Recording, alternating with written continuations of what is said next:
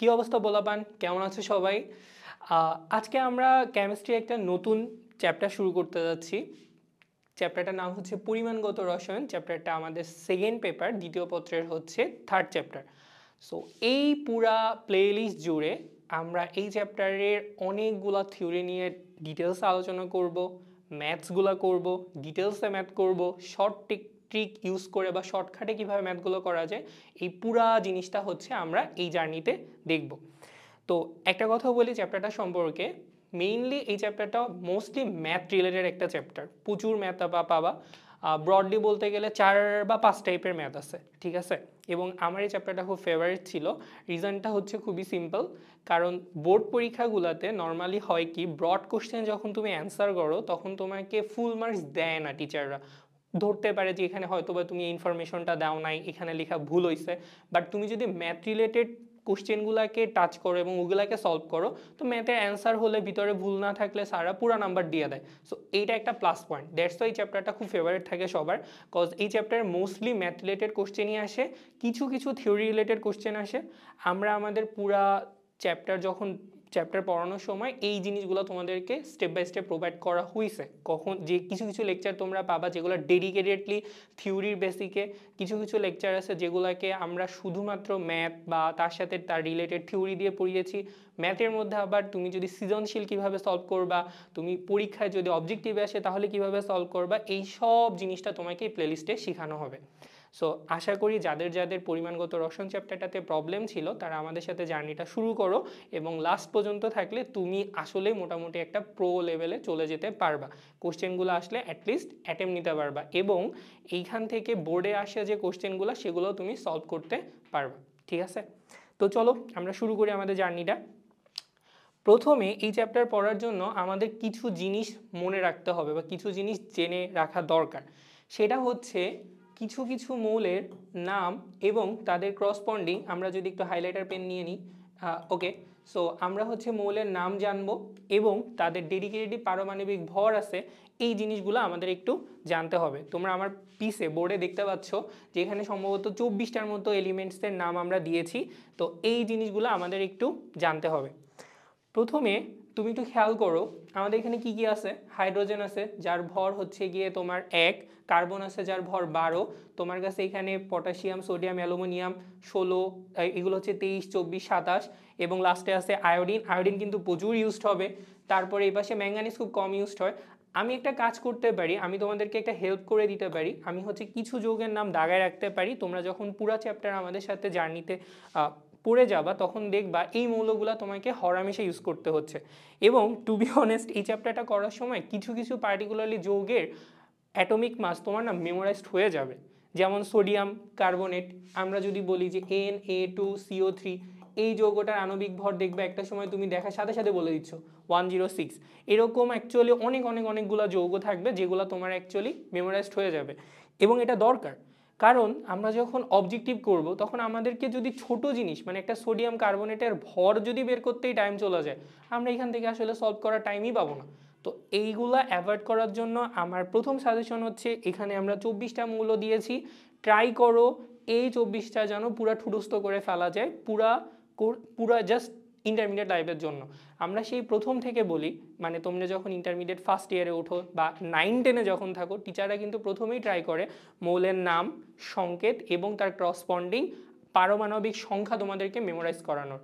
Cause এই জিনিসগুলো আমাদের লাগবে এবং আমাদের হরহামেশা লাগে। একটা স্টুডেন্ট যদি আণবিক ভর বের করতে যেয়ে আটকে যায় তখন সে আসলে অঙ্কের মেইন কনসেপ্টেই যেতে পারে না। সো আমাদের মধ্যে অনেকেই আছে যারা হচ্ছে ওই 9-10 তারপর ইন্টার ফার্স্ট ইয়ার ওই টাইমগুলোকে স্কিপ করে আসি, মৌলের নামগুলো মুখস্থ করি না। তা আমি রিকমেন্ড করব সুন্দর মতো করে এইখানে হচ্ছে পুরা জিনিসটার একটি স্ক্রিনশট তুলে খাতায় লিখে রাখো, এবং এই লেকচার যে 9টা বা 10টা ক্লাস হবে বা 8টা ক্লাস হবে, প্রত্যেক দিন পড়ার শুরুতে জাস্ট জিনিসগুলো একবার করে খাতায় লিখবা অ্যান্ড মুখে মুখে মুখস্থ করে ট্রাই করবা, মানে আওড়ানোর ট্রাই করবা, ঠিক আছে?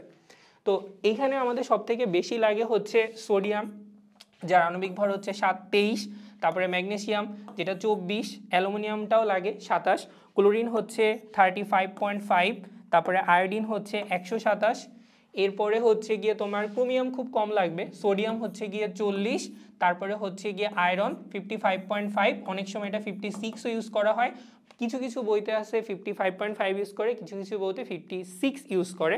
জিঙ্কটা কপার লাগবে 63.5, cause copper sulphate dot 5H2O, blue vitriol বা তুতে নামে একটা প্রোডাক্ট আছে, অনেক বেশি ইউজড হয়, ঠিক আছে।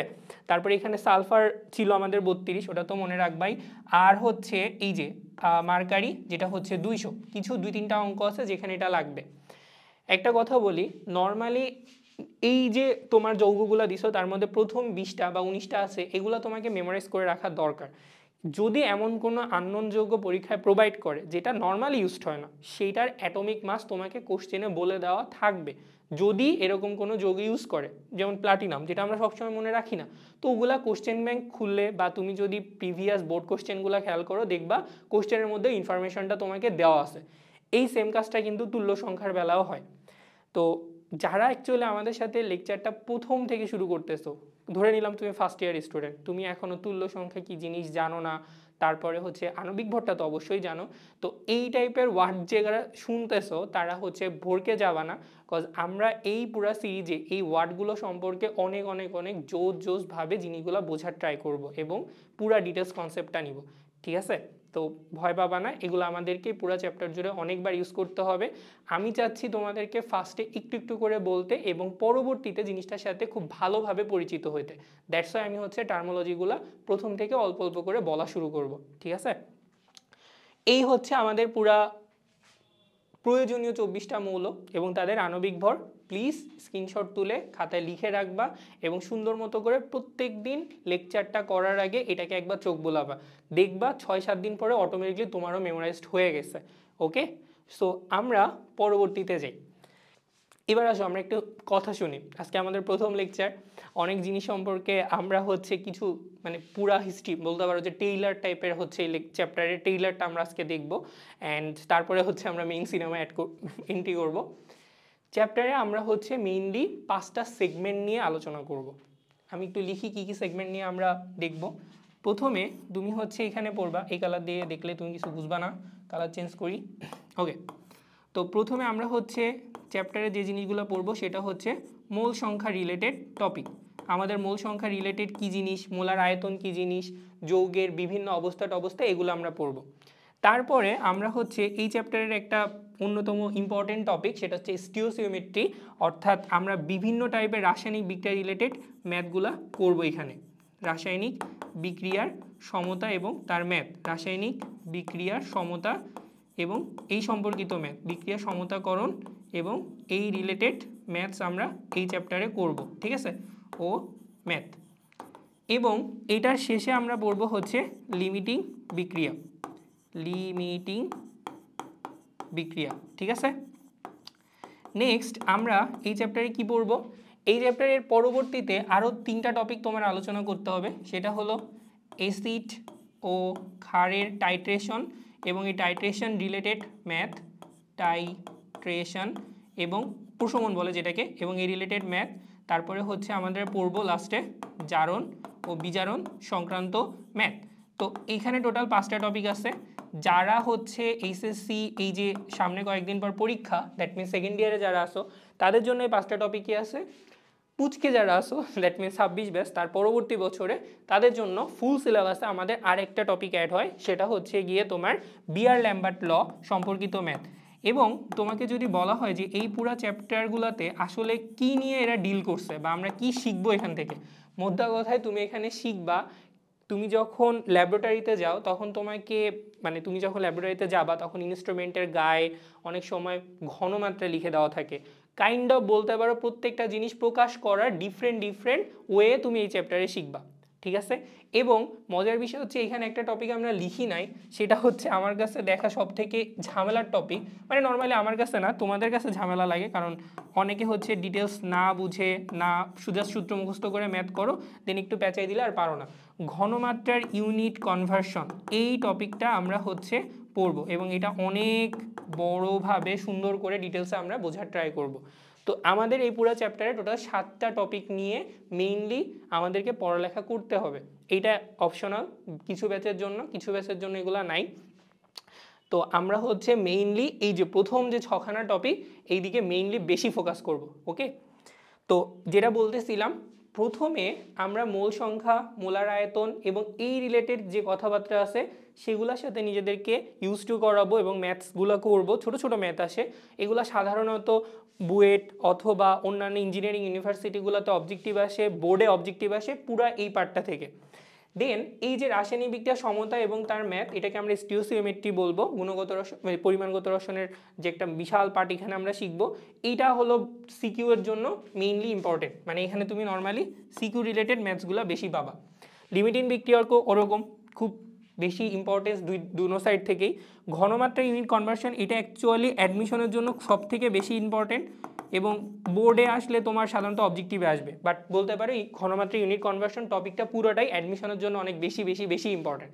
ঠিক আছে, অ্যাসিড ক্ষার টাইট্রেশন এবং জারণ বিজারণ টাইট্রেশন, এই দুইটা টপিক দুই জায়গায় ইকুয়াল, মানে এটা অবজেক্টিভও আসতে পারে, এটা রিটেনও আসতে পারে। এখানে আমাদের বিক্রিয়া সমতাকরণও করতে হবে। ইভেন জারণ বিজারণ বিক্রিয়ায় বা জারণ বিজারণ টাইট্রেশনে তোমার একটা পুরো পোর্শন বা একটা লেকচার পুরাটাই আমরা ব্যয় করব বিক্রিয়াগুলোকে কিভাবে সমতাকরণ করে। এটা অনেক বড় বিক্রিয়া হয়। ঠিক আছে, লাস্টলি বিয়ার ল্যাম্বার্ট ল, ওটা বললাম ওটা অপশনাল, ওটা আমরা পরে ওইগুলোর ইম্পর্টেন্স দিব, বাট তার আগে আমাদের 6খানা টপিকের উপরে ইম্পর্টেন্স বেশি বেশি দিতে হবে। ক্লিয়ার, কোনটাকে কিসের জন্য ইম্পর্টেন্স দিতে হবে। একটা কথা বলার আছে, তোমাদের মধ্যে অনেকের একটা খুব বাজে হ্যাবিট আছে, সেটা হলো এরকম যে তোমরা হচ্ছে কোশ্চেন একটা দেখো, মানে একটা চ্যাপ্টারে যাও, সূত্র দেখো ম্যাথ করো, সূত্র দেখো ম্যাথ করো। বাট ভাই বড় তো হইছো, তাই না? তোমার উচিত হচ্ছে কোশ্চেন অ্যানালাইসিস করা, চ্যাপ্টারটাকে অ্যানালাইসিস করা, বোঝা যে এই চ্যাপ্টার থেকে আসলে কোন জায়গাটাকে তোমার ইম্পর্টেন্স বেশি দিতে হবে। তুমি এমন কোনো জায়গায় ইম্পর্টেন্স দিলা, লাইক তুমি চ্যাপ্টারের প্রথমে ওই যে দেখবা যে শিখন ফলের পর থেকে ঠাঠা মুখস্থ করে চলে গেল, লাভ নাই তো, ওখান থেকে তো কিছু আসে না। বিশেষ করে কেমিস্ট্রি বলো বা ম্যাথসে বলো, যেখানেই হোক ওইভাবে পড়ে গিয়ে তো লাভ নেই। তুমি প্রথমে পুরাটা একবার দেখবে, এটা অবশ্যই চ্যাপ্টার ওয়াইজ প্রথমে পড়তেই হয়। পড়ার পর তোমার দেখা উচিত যে কোশ্চেনে কোন কোন জায়গা থেকে কি কি রিলেটেড বা কি কি টাইপের কোশ্চেন আসতেছে। কেউ কেউ অনেকে জিজ্ঞেস করো যে ভাইয়া এইটা তো অনেক বড় ম্যাথ, এটাকে আমি শর্ট টাইমে কীভাবে করবো? ভাই ওটা আসবেই না শর্ট টাইমে, মানে এমসিকিউর জন্য ওটা আসবেই না। যদি আসে তাহলে ওর অবশ্যই কোনো না কোনো একটা ওয়ে আছে শর্ট করে করার, দেখছো ওটা এসেছে। বাট যে অঙ্কটা তুমি দেখেই বুঝতেছো যে ওটাতে একটা বিশাল ডিটেলস ইনফরমেশন আছে বা ডিটেল ক্যালকুলেশন করতে হবে, ওটা কখনোই দিবে না এমসিকিউতে।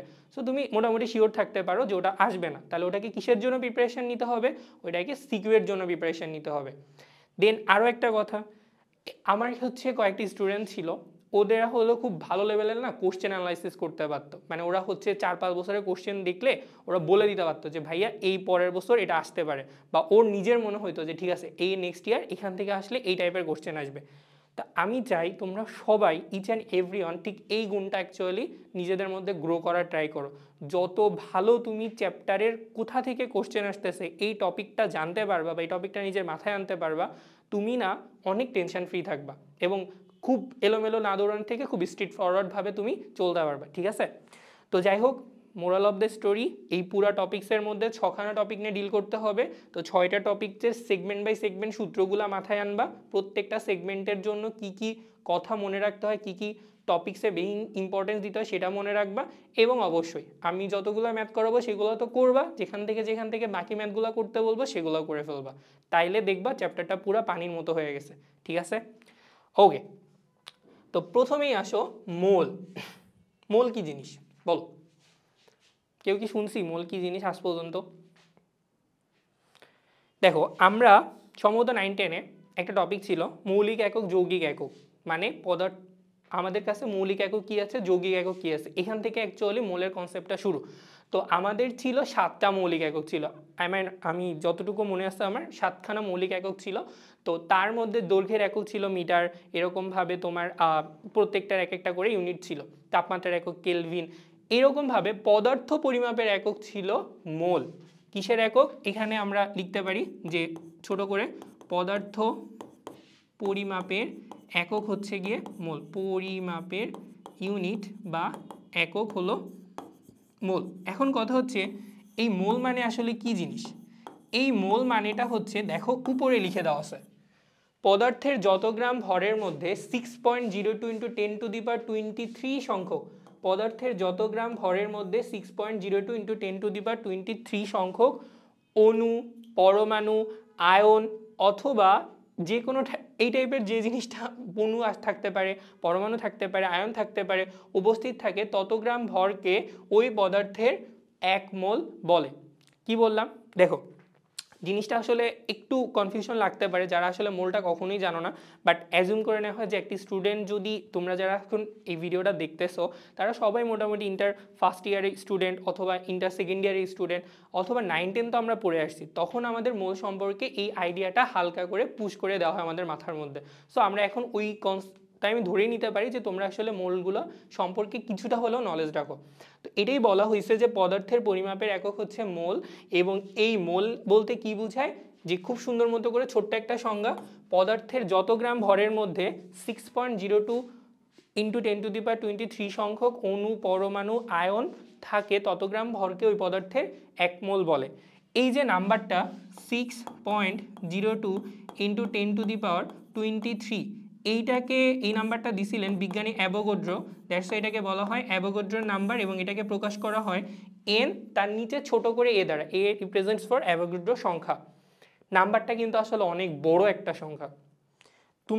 তোমরা হচ্ছে হাজারিনাক স্যারের যদি বইটা পড়ো তখন দেখবা বইয়ের মধ্যে প্রথম বা দ্বিতীয় পেজ পড়াই এই টপিকটা ইন্ট্রোডিউস করেছেন, এবং ওখানে একটা সুন্দর লাইন বলা হয়েছে যে পৃথিবীর সবগুলা মানুষ মিলে যদি সারা জীবন ধরে নাম্বার গুনতেই তালে থাকে তাও হয়তো বা তারা এই সংখ্যাটা গুনে শেষ করতে পারবে না। এত বড় একটা নাম্বার উনি দিয়েছিলেন। আনফর্চুনেটলি আমার অ্যাকচুয়ালি এই স্টোরিটা জানা নাই যে উনি আসলে কিভাবে নাম্বারটা পাইছিলেন যে 6.02 × 10⁻23। আমি ট্রাই করবো তোমাদের কোনো একটা ভিডিওতে এই জিনিসটা সামারি করে বা সার্চ করে যদি আমি পাই যে তোমাদের এই নাম্বারটা উনি কীভাবে পাইছো, তো অন্য একটা ভিডিও সেটা বলে দিব, ঠিক আছে। তো এই যে নাম্বারটা 6.02, অনেক সময় এখানে 6.023ও থাকতে পারে, তো 6.023 × 10⁻23টি এটা হচ্ছে অ্যাভোগাড্রোর নাম্বার।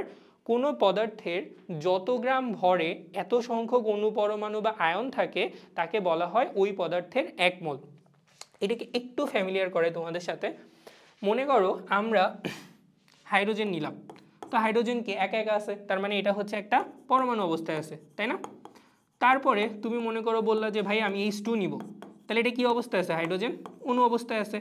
এই অবস্থায় তার ভর হচ্ছে 1.008 গ্রাম বা 1 গ্রাম, আর যখন H2 থাকে তখন তার ভর হচ্ছে গিয়ে 2 গ্রাম। তো এই যে হাইড্রোজেন যখন এই অবস্থায় আছে তখন তার ভর 1 গ্রাম, এই অবস্থায় থাকলে, অণু অবস্থায় থাকলে তার ভর হচ্ছে গিয়ে 2 গ্রাম। তো আমরা কি বলতে পারি, এই যে অবস্থায় এই যে 1 গ্রাম, 1 গ্রামটা কি অবস্থার ভর? তার পারমাণবিক ভর, আর 2 গ্রামটা হচ্ছে তার আণবিক ভর। এই অবস্থায় তার কাছে ঠিক এই পরিমাণ ভরের এই 1 গ্রামের মধ্যে আমরা 6.02 × 10⁻23 সংখ্যক হাইড্রোজেন পরমাণু দেখতে পাই, ঠিক আছে। সিমিলারলি তুমি বলতে পারো যে ভাইয়া এইটুকুর মধ্যে এত সংখ্যক হাইড্রোজেন অণু থাকে, তার মানে তুমি বলতে পারো যে এই অ্যামাউন্টটা হচ্ছে 1 মোল হাইড্রোজেন পরমাণুর, আর এই অ্যামাউন্টটা হচ্ছে 1 মোল হাইড্রোজেন অণুর, ঠিক আছে। তো খেয়াল করেন টপিকগুলো আসলে কিভাবে রিলেটেড। যখন তুমি সোডিয়াম নাও, সোডিয়ামের আণবিক ভর হচ্ছে গিয়ে 23, ওই 23 গ্রাম যদি সোডিয়াম তোমাকে দেওয়া হয় তুমি বলবা যে হ্যাঁ আমার কাছে এখন 23 গ্রাম সোডিয়াম আছে, তাহলে আমার কাছে আর কি কি আছে? আরেকজন বললো ভাই তোর কাছে না 6.02 × 10⁻23 সংখ্যক সোডিয়াম পরমাণু আছে, তার মানে দেখো দুজনের কথা কিন্তু আসলে রিলেটেড। তুমি বললা যে আমার কাছে 23 গ্রাম সোডিয়াম আছে, ও বললো যে না তোর কাছে 6.02 × 10⁻23 সংখ্যক সোডিয়াম পরমাণু আছে। পাশ থেকে আরেকজন বললো, লেফট সাইড থেকে বললো যে না তোর কাছে 1 মোল সোডিয়াম আছে। তিনটা কথা কিন্তু আসলে সেম। 1 মোল সোডিয়াম সমান সমান তুমি বলতে পারো সেই 1 মোল সোডিয়ামের ভর হচ্ছে গিয়ে 23 গ্রাম, তার মানে তোমার কাছে যদি 23 গ্রাম সোডিয়াম থাকে তুমি বলবা যে হ্যাঁ ঠিক আছে ওইটা হচ্ছে আমার 1 মোল সোডিয়াম। আবার আরেকজন পাশ থেকে বললো যে না এটা হচ্ছে 6.02 × 10⁻23 সংখ্যক সোডিয়াম পরমাণু। সো আমরা যে জিনিসটাকে মেইন ফোকাস করতে যাচ্ছি সেটা হলো মোল সংখ্যাকে যে শুধুমাত্র ভরের রেসপেক্টে প্রকাশ করা যায় তা কিন্তু না, ওইটাকে তুমি চাইলে অণুর সংখ্যা দিয়ে এতটি পরমাণু সোডিয়াম, এতটি কি বলো, এতটি হচ্ছে সোডিয়াম পরমাণু। তো আমরা চাইলে মোলটাকে ভরের রেসপেক্টে প্রকাশ করতে পারি, আমরা চাইলে মোলটাকে পরমাণুর সংখ্যার রেসপেক্টে প্রকাশ করতে পারি, আমরা চাইলে এটাকে একটু পরে দেখব আয়তনের রেসপেক্টে প্রকাশ করতে পারি, এবং টোটাল ইন্টারমিডিয়েট লাইফে এই মোল সংখ্যাকে তুমি অলমোস্ট 7 বা 8 টাইপে প্রকাশ করে থাকবা, মানে টোটাল 7 বা 8টা টাইমস বা 7 প্রত্যেকটা চ্যাপ্টারে 2-3টা চ্যাপ্টার পর পর দেখবা মোল সংখ্যাকে আসলে 7-8 ভাবে প্রকাশ করে আসছে। তোমাদের মধ্যে যারা অলরেডি পরিবেশ রসায়নটা পড়ে এসেছো তারা কিন্তু একটা সূত্র খুব ভালো করেই জানো, সেটা হচ্ছে পিভি ইকুয়ালস টু এনআরটি, আদর্শ গ্যাসের সমন্বয় সূত্র, তাই না? পিভি ইকুয়ালস টু আদর্শ গ্যাসের সূত্র এনআরটি, এইখানে কিন্তু সেই এনটাও হচ্ছে আমাদের সেই মোল নাম্বারকে ডিনোট করে বা ডিফাইন করে। তো দেখছো এখান থেকে আমরা একটা মোল নাম্বারের সূত্র পাবো, এইসব জায়গা থেকে আমরা একটা মোল নাম্বারের সূত্র পাবো। সো মোল নাম্বারটাকে অ্যাকচুয়ালি অনেকগুলা ওয়েতে আমরা চাইলে প্রকাশ করতে পারি। তো এইখানে আমরা নর্মালি পরিমাণগত রসায়ন চ্যাপ্টারটাতে 6-7টা মানে 4টা ভাবে অ্যাকচুয়ালি মোল সংখ্যাকে ডিফাইন করে থাকবো, ঠিক আছে? তো আরেকটু অন্য এক্সাম্পল নেওয়া ট্রাই করি। মনে করো তোমার কাছে, আমরা একটু এটা আমাকে বলো, H2O এটা তো পানির ভর কত? পানির ভর হচ্ছে কি 18 গ্রাম। তো তোমার কাছে যদি 18 গ্রাম পানি থাকে, তুমি বলতে পারো যে ভাইয়া আমার কাছে 1 মোল পানি আছে। 18 গ্রাম, তোমার কাছে যদি 18 মোল পানি থাকে তুমি বলবা যে তোমার কাছে 1 মোল পানি আছে। এবার মনে করো তোমার বাসায় কেউ একজন তোমাকে 9 গ্রাম পানি দিয়ে গেল। কতটুকু পানি দিল? 9 গ্রাম। তাহলে 9 গ্রাম পানি বলতে আসলে কি বোঝায়? এইটার মোল সংখ্যা কত হবে? W/m। আচ্ছা, প্রথমে আমি সূত্রে না যাই, একটু বুঝাই যাই। 9 গ্রাম পানি বলতে আসলে কত মোল পানি? কোশ্চেনটা হচ্ছে সেটা যে 1 মোল 18 গ্রাম পানির আণবিক ভর হচ্ছে 18 গ্রাম, আর 1 মোল পানি বলতে ওই 18 গ্রাম পানির ভরকেই বোঝানো হয়। 18 গ্রাম পানির ভরকেই বোঝানো হয়। কিন্তু তোমার কাছে যদি 9 গ্রাম পানি থাকে তাহলে তোমার কাছে কয় মোল পানি আছে, এটা হলো কোশ্চেন। তো এটা আমরা কিভাবে বের করব? ঐকিক নিয়মে করো, এভাবেই করতে পারো যে 18 গ্রাম পানির ভর হচ্ছে 1 মোল, 18 গ্রাম পানির ভর হচ্ছে 1 মোল, তাহলে হচ্ছে 9 গ্রাম পানির ভর কত? 9/18 মোল, দ্যাট মিনস এটা হচ্ছে গিয়ে 0.5 মোল বা সেমি মোল, এটা আমরা বলতে পারি। তো একটা জিনিস খেয়াল করো, আমরা যে কোনো একটা ভর, মানে এটা যদি আমার 9 গ্রাম না হয়ে অন্য যে কোনো একটা সংখ্যা হইতো, সাপোজ এটাকে আমরা ডাব্লু বললাম, ডাব্লু গ্রাম পানি সমান সমান, তাহলে আমরা কি লিখতে পারি? W/18, 18 অ্যাকচুয়ালি পানির আণবিক ভর।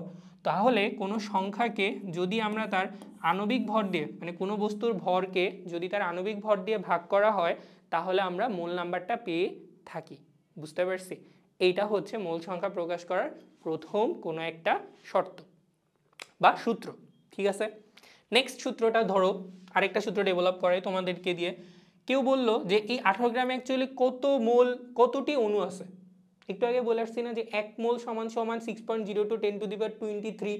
যদি 1 মোলটা অণুর হয় তাহলে অতটি অণু থাকবে, 1 মোল যদি পরমাণুর হয় তাহলে অতটি পরমাণু থাকবে। তাহলে ঠিক এইখানেও আমরা চাইলে এটা বলতে পারি যে 6.023 × 10⁻23টি হাইড্রোজেন H2O অণু সমান হচ্ছে গিয়ে কত মোল বলো? 1 মোল অণু, 1 মোল হাইড্রোজেন অণু। তো ধরো তোমার কাছে আছে হচ্ছে 3 × 10⁻3টি হাইড্রোজেন অণু, তাহলে তোমার কাছে কত মোল আছে? তখন তুমি কি করবা? এই যে নাম্বারটা 3 × 10⁻3, এটাকে তুমি ভাগ করবা 6.02 × 10⁻23 দ্বারা, এবং তুমি নাম্বারটা পাবা, সেটা হচ্ছে কি আমাদের মোল সংখ্যা। এবং দেখো এখানেও আমরা একটা সূত্র বানাইতে পারি, এটাকে একটু মুছে দিই, যদিও এটার আমি এক্সাম্পল দেওয়ার জন্য ইউজ করছিলাম। ধরো তুমি আমাকে বললা যে ভাইয়া আপনি হচ্ছে যে কোনো একটা র্যান্ডম নাম্বার নেন, তো আমি বললাম যে এন হচ্ছে আমাদের অনুসংখ্যা, তাহলে এনটি অনু সমান সমান আমরা কি লিখতে পারি? উপরে এই জায়গাটা রিপ্লেস করব এন দিয়ে, আর নিচের নাম্বারটা তো অ্যাভোগাড্রোর নাম্বার, তাহলে উপরে এন সমান সমান মোল সংখ্যা সমান সমান আবার আমরা কি বলতে পারি? N/NA। ক্লিয়ার?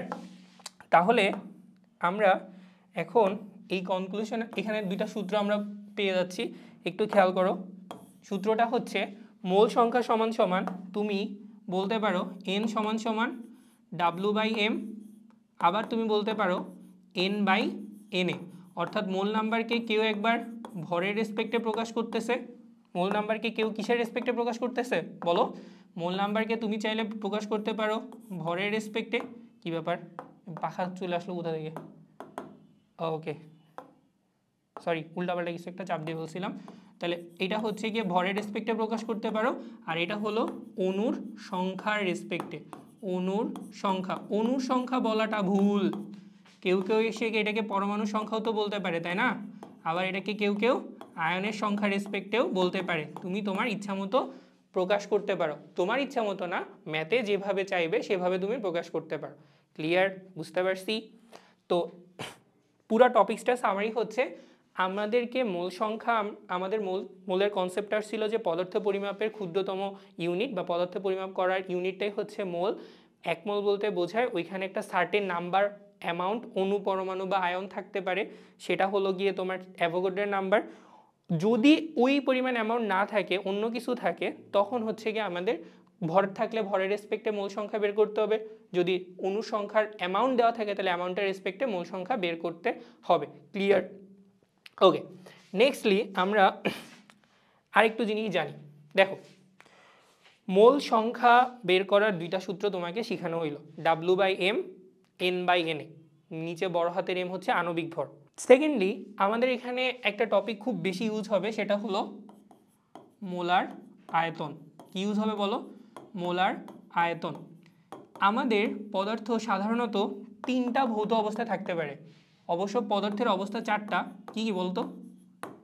নিচে কমেন্টে বলো তো পদার্থের ভৌত অবস্থায় যে চারটার নাম বললাম ইন্টারমিডিয়েটে ছিল, এই এসএসসিতে ছিল, কঠিন, তরল, বায়বীয়, and the last one is plasma, তাই না? ফ্লুইডের এবং অনেকটা জেলি টাইপের একটা অবস্থা প্লাজমা স্টেজ। তো গ্যাস হচ্ছে সাধারণত অনেক বেশি টেম্পারেচার দিলে ওইটা হচ্ছে কি প্লাজমা স্টেজে চলে যায়। এবং প্লাজমা স্টেজে মজার কাহিনী হচ্ছে যে প্লাজমা স্টেজে কিন্তু তোমার গ্যাসীয় পদার্থ ইলেকট্রিসিটি কন্ডাক্ট করতে পারে, এরকম অনেক জিনিসপাতি আছে, ভবিষ্যতে পড়বা বড় হতে হতে। তো প্রমাণ অবস্থা বলতে কি বোঝায় পরে বলতেছি। প্রমাণ অবস্থায় বা মনে করো একটা স্ট্যান্ডার্ড টাইমে বা একটা স্ট্যান্ডার্ড সিচুয়েশন বা এনভায়রনমেন্টে তোমার প্রত্যেকটা পদার্থ সে যদি গ্যাসীয় অবস্থায় থাকে তাহলে তাদের প্রত্যেকের আয়তন হচ্ছে গিয়ে সমান থাকে এবং সেটা একটা নির্দিষ্ট ভ্যালু মেনটেন করে। তো জিনিসটা আরেকবার একটু বলি। মোলার আয়তন, মোলার আয়তনটা কার? মোলার আয়তন হচ্ছে সকল গ্যাসীয় পদার্থ যে তিনটা ভৌত অবস্থা থাকে, কঠিন, তরল এবং বায়বীয় বা গ্যাসীয়। এই গ্যাসীয় অবস্থায় যখন কোনো পদার্থ থাকে তখন তাদের এই আয়তনটাকে, তার যে আয়তন সেটাকে হচ্ছে ফিক্সড করে দেওয়া হয়েছে।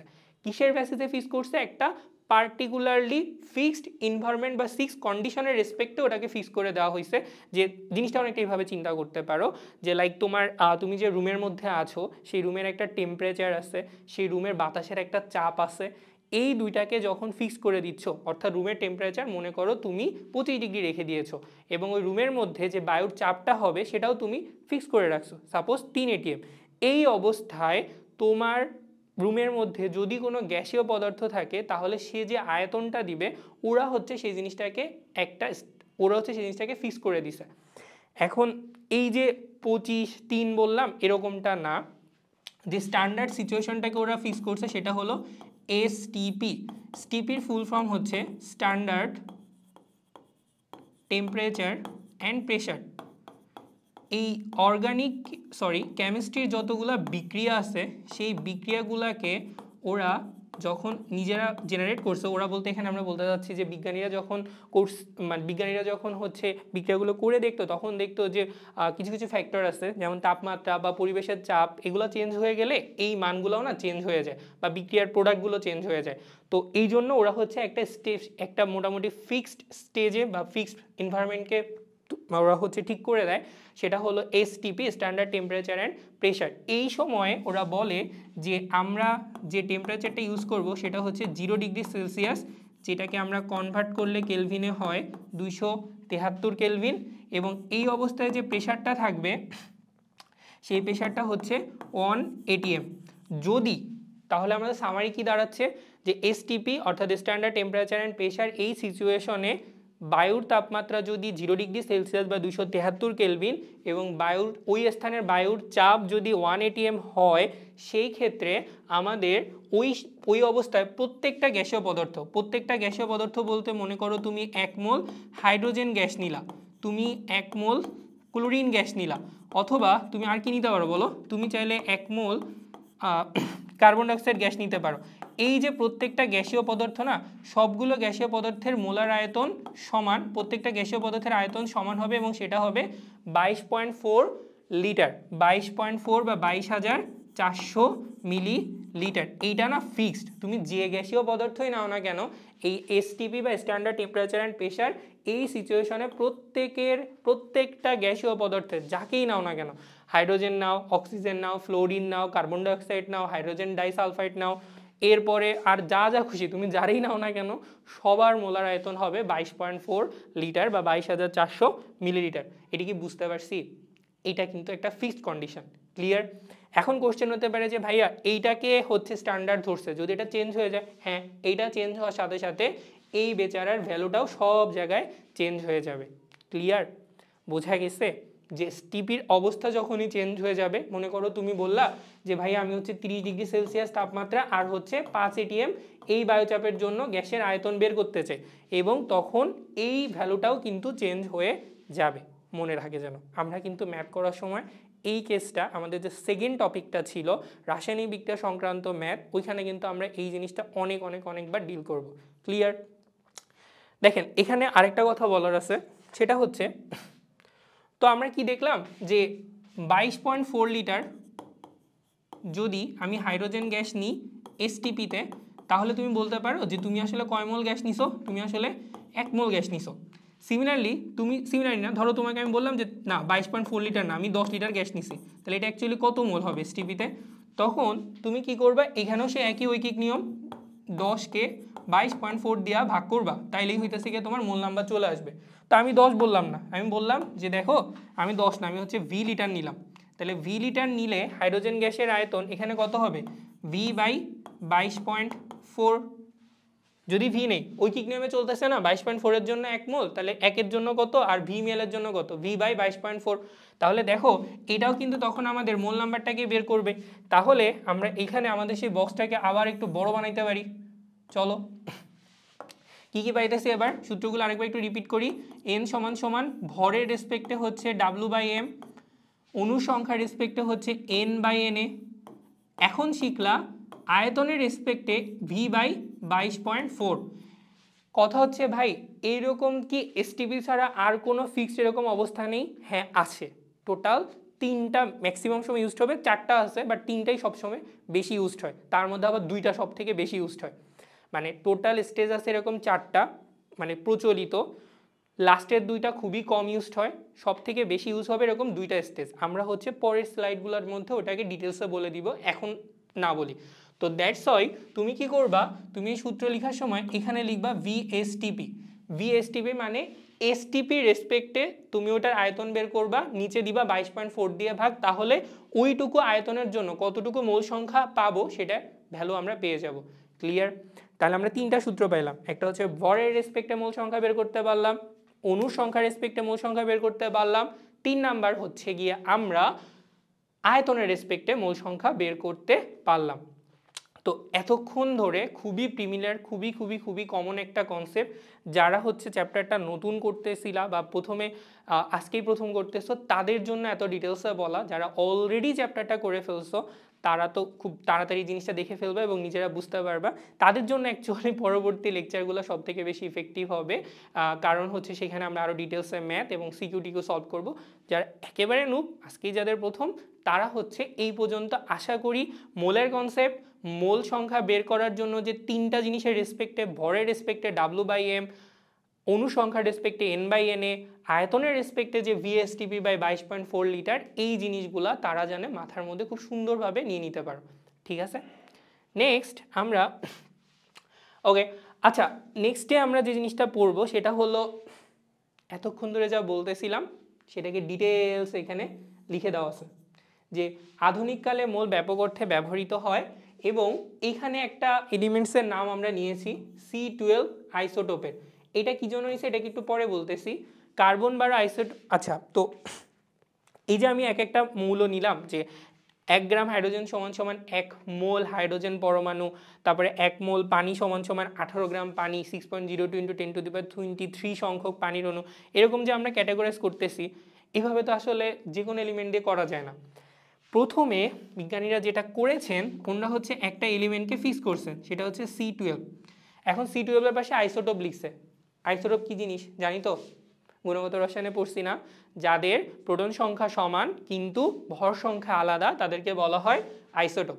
তো কার্বনের আসলে এরকম মানে 7টা বা আমার মনে নেই অ্যাকচুয়ালি 7 বা 4টা যে কোনো আইসোটোপ থাকতে পারে। তো C12 এই আইসোটোপটা নিয়ে ওরা হচ্ছে এক্সপেরিমেন্টটা চালাইছিল। আইসোটোপের কার্বন আইসোটোপে শুনলে একটা জিনিস খুব মনে পড়ে, সেটা হচ্ছে C14 দিয়ে অ্যাকচুয়ালি জীবাশ্ম যে জিনিসগুলো আছে মানে ফসিল যেগুলো আছে সেগুলোর এজ নির্ণয় করা হয়। ঠিক আছে, মনে রেখো এগুলো কিন্তু খুব ছোটো ছোটো ছোটো ছোটো অবজেক্টিভ, এই চ্যাপ্টারের না অন্য চ্যাপ্টারের, বাট ইন জেনারেল পুরো কেমিস্ট্রি বা বায়োলজি সব জায়গায় তো লাগে মোটামুটি, তাই না? তো যেটা বলতেছিলাম যে কার্বন 12 আইসোটোপ, এই আইসোটোপটা নিবা। এই কার্বন 12 আইসোটোপের যতগুলো পরমাণু, কার্বন 12 আইসোটোপের কতটুকু ভর নিয়েছো 12 গ্রাম। নাম্বারগুলো কিন্তু মানে C12 হচ্ছে এটার পারমাণবিক ভর হচ্ছে 12, আর এই 12 গ্রাম হচ্ছে তার কতটুকু অ্যামাউন্ট নিছো। কার্বন 12 আইসোটোপের 12 গ্রাম ভরে যে পরিমাণ অণু, পরমাণু বা আয়ন যতগুলা পরমাণু থাকে তার সমান সংখ্যক মৌলিক কণা কোনো বস্তুর যে পরিমাণে থাকে তাকে ওই বস্তুর 1 মোল বলে। তো বিজ্ঞানীরা যেটা ধরে নিয়েছেন যে দেখো আমি যদি কার্বন 12 আইসোটোপ নেই তাহলে তার ভর হচ্ছে গিয়ে 12 গ্রাম, এবং এই 12 গ্রাম পরিমাণ নিলে তুমি তার মধ্যে 6.023 × 10⁻23 সংখ্যক অণু, তুমি 23 সংখ্যক পরমাণু পাবা। এখন এই অ্যামাউন্ট পরমাণু মানে এতটুকু সংখ্যক পরমাণু অন্য যে কোনো একটা পদার্থ, ধরো সে পদার্থটা এক্স এর ভ্যালু অনেক কিছু হইতে পারে। এক্স এর ভ্যালু সোডিয়াম আয়ন হইতে পারে, এক্স এর ভ্যালু ক্লোরিন গ্যাস হইতে পারে, এক্স এর ভ্যালু সোডিয়াম বাইকার্বনেট যৌগ হইতে পারে, যে কোনো ভ্যালু হইতে পারে। তো বলছে যে পরিমাণ কোনো বস্তুর যে পরিমাণে থাকে, এই কোনো বস্তুটাকে তুমি ধরতেছো এক্স, যে পরিমাণে থাকে তাকে বলা হয় 1 মোল। অর্থাৎ এতটুকু অ্যামাউন্ট অন্য যার মধ্যে যার বলতে এখানে বুঝাচ্ছি ওই যে তুমি যাকে খুশি তাকে নিতে পারো। সোডিয়াম আয়ন মানে তুমি একটা আয়ন নিলা, তুমি ক্লোরিন গ্যাস নিলা, তুমি একটা ধাতু নিলা, এর যতটুকু অ্যামাউন্টে থাকে, যতটুকু অ্যামাউন্টে তুমি এই অ্যামাউন্টটা পাবা তাকে বলা হবে ওই পদার্থের 1 মোল। সংজ্ঞাটা এরকম পেঁচায় বোঝানো হয়েছে, মানে আমি জাস্ট সংজ্ঞাটা কিভাবে আসছে সেটা বুঝাইলাম। তোমার দরকার নাই সংজ্ঞাটাকে এভাবে লেখা, প্রথম পেজে যেটা সংজ্ঞা আমরা ইউজ করেছিলাম ছোট সংজ্ঞা ওইটাকে লিখে দিলেই এনাফ, আর কিছুই লাগবে না। জাস্ট এইটাকে সংজ্ঞার সাথে কিভাবে সূত্রটা আসতেছে রিলেট করে বুঝাইলাম।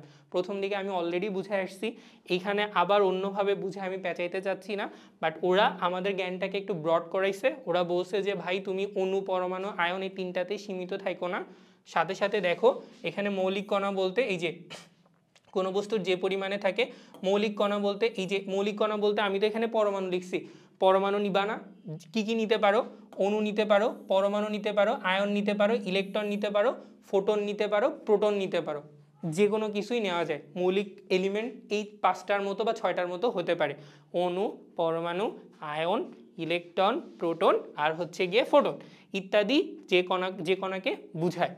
তো কার্বন 12 আইসোটোপের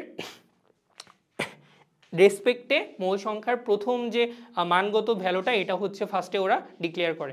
তো ইন জেনারেল আমরা যদি বলি মোল কাকে বলে, কোনো পদার্থের যে পরিমাণে 6.02 × 10⁻23 সংখ্যক এই যে অণু, পরমাণু, আয়ন, ইলেকট্রন, প্রোটন, ফোটন ইত্যাদি থাকে তাকে ওই পদার্থের 1 মোল বলে।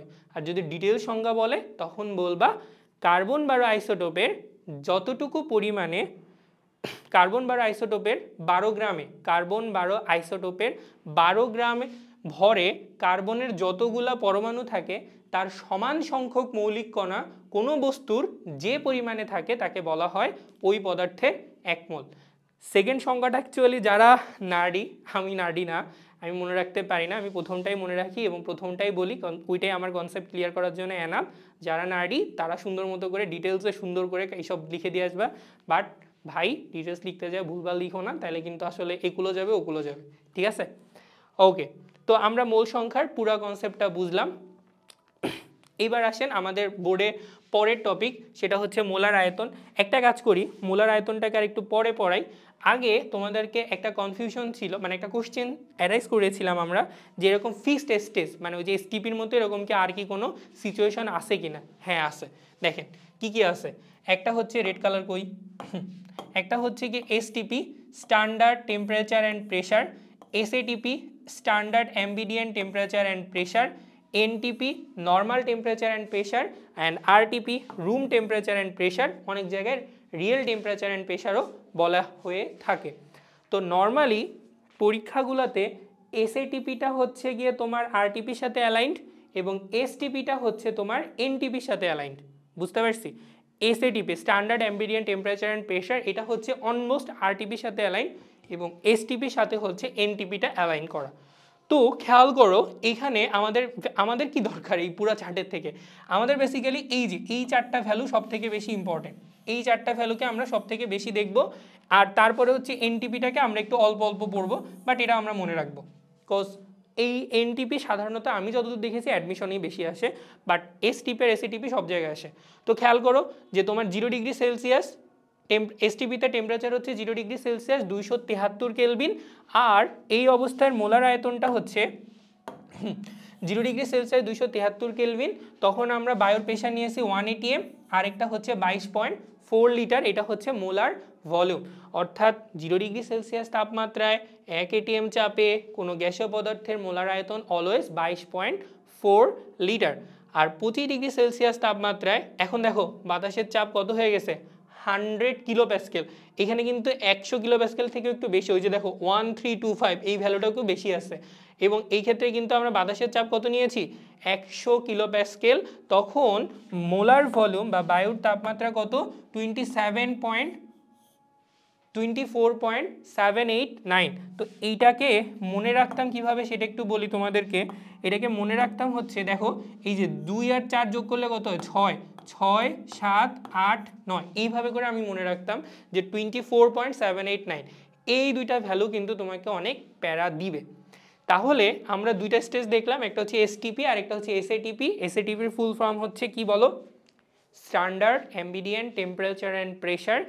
এই এসটিপি হওয়ার জন্য এসএটিপি হওয়ার জন্য কি কি কন্ডিশন লাগবে, টেম্পারেচার হবে রুম টেম্পারেচার 25 ডিগ্রি সেলসিয়াস, কেলভিনে 298 কেলভিন, আর প্রেশার হচ্ছে 100 কিলো প্যাসকেল। তখন ভ্যালুটা হচ্ছে কত, 24.789, যেটাকে মেমোরাইজ করার জন্য বা রিলেট করার জন্য সবসময় মনে রাখতাম 6, 7, 8, 9, 24.789 লিটার। আর দেখেন পরবর্তীতে দেওয়া আছে কি এনটিপি আর আরটিপি। তো এনটিপিতে টেম্পারেচারটা 20 ডিগ্রি সেলসিয়াস এবং এটিএম ঠিকই আছে, শুধু তখন মোলার চাপটা হয়ে গেছে, মোলার আয়তনটা হয়ে গেছে কত, 24.04045 লিটার পার মোল। আচ্ছা দেখো এখানে লিটার বলছে, বাট এগুলো সব কিছুই কিন্তু জন্য 1 মোলের জন্য, তো লিটার পার মোল বলে নাই, কজ মোলের ভ্যালুটা এখানে হচ্ছে 1। তো এইটাতে এখানে দেওয়া আছে, তার মানে আবার কেউ ভয়টাই পায় না, 24.045। এটা খুবই কম ইউজড হয়, দ্যাটস আমি এটাকে ইম্পর্টেন্ট কম দিতে বলেছি। আর রিয়েল টেম্পারেচার অ্যান্ড প্রেশার এইটা নর্মালি একটা রেঞ্জে কাজ করে, কিন্তু এখানে একটা গুরুত্বপূর্ণ ডিসিশন দেওয়া আছে। যদি পরীক্ষায় আরটিপি আসে তখন তুমি ট্রাই করবা এসএটিপি ধরে ম্যাথ করা, যদি পরীক্ষায় এনটিপি দেয় তখন তুমি ট্রাই করবা এসটিপি ধরে ম্যাথটা করা, আনলেস তোমাকে এনটিপি বা আরটিপির ফুল ডাটাটা দেওয়া না থাকে। তুমি বোর্ড কোশ্চেন সলভ করতে যাও তখন দেখবা এই টাইপের কোশ্চেন আসে না, আসলেও ওরা হচ্ছে প্রোভাইড করে দিয়েছে টেম্পারেচারটা, না দিলে তুমি এই দুজন প্রচলিত যে দুইটা ভ্যালু আছে তার সাথে অ্যালাইন করে ম্যাথটা করে থাকবা, ঠিক আছে?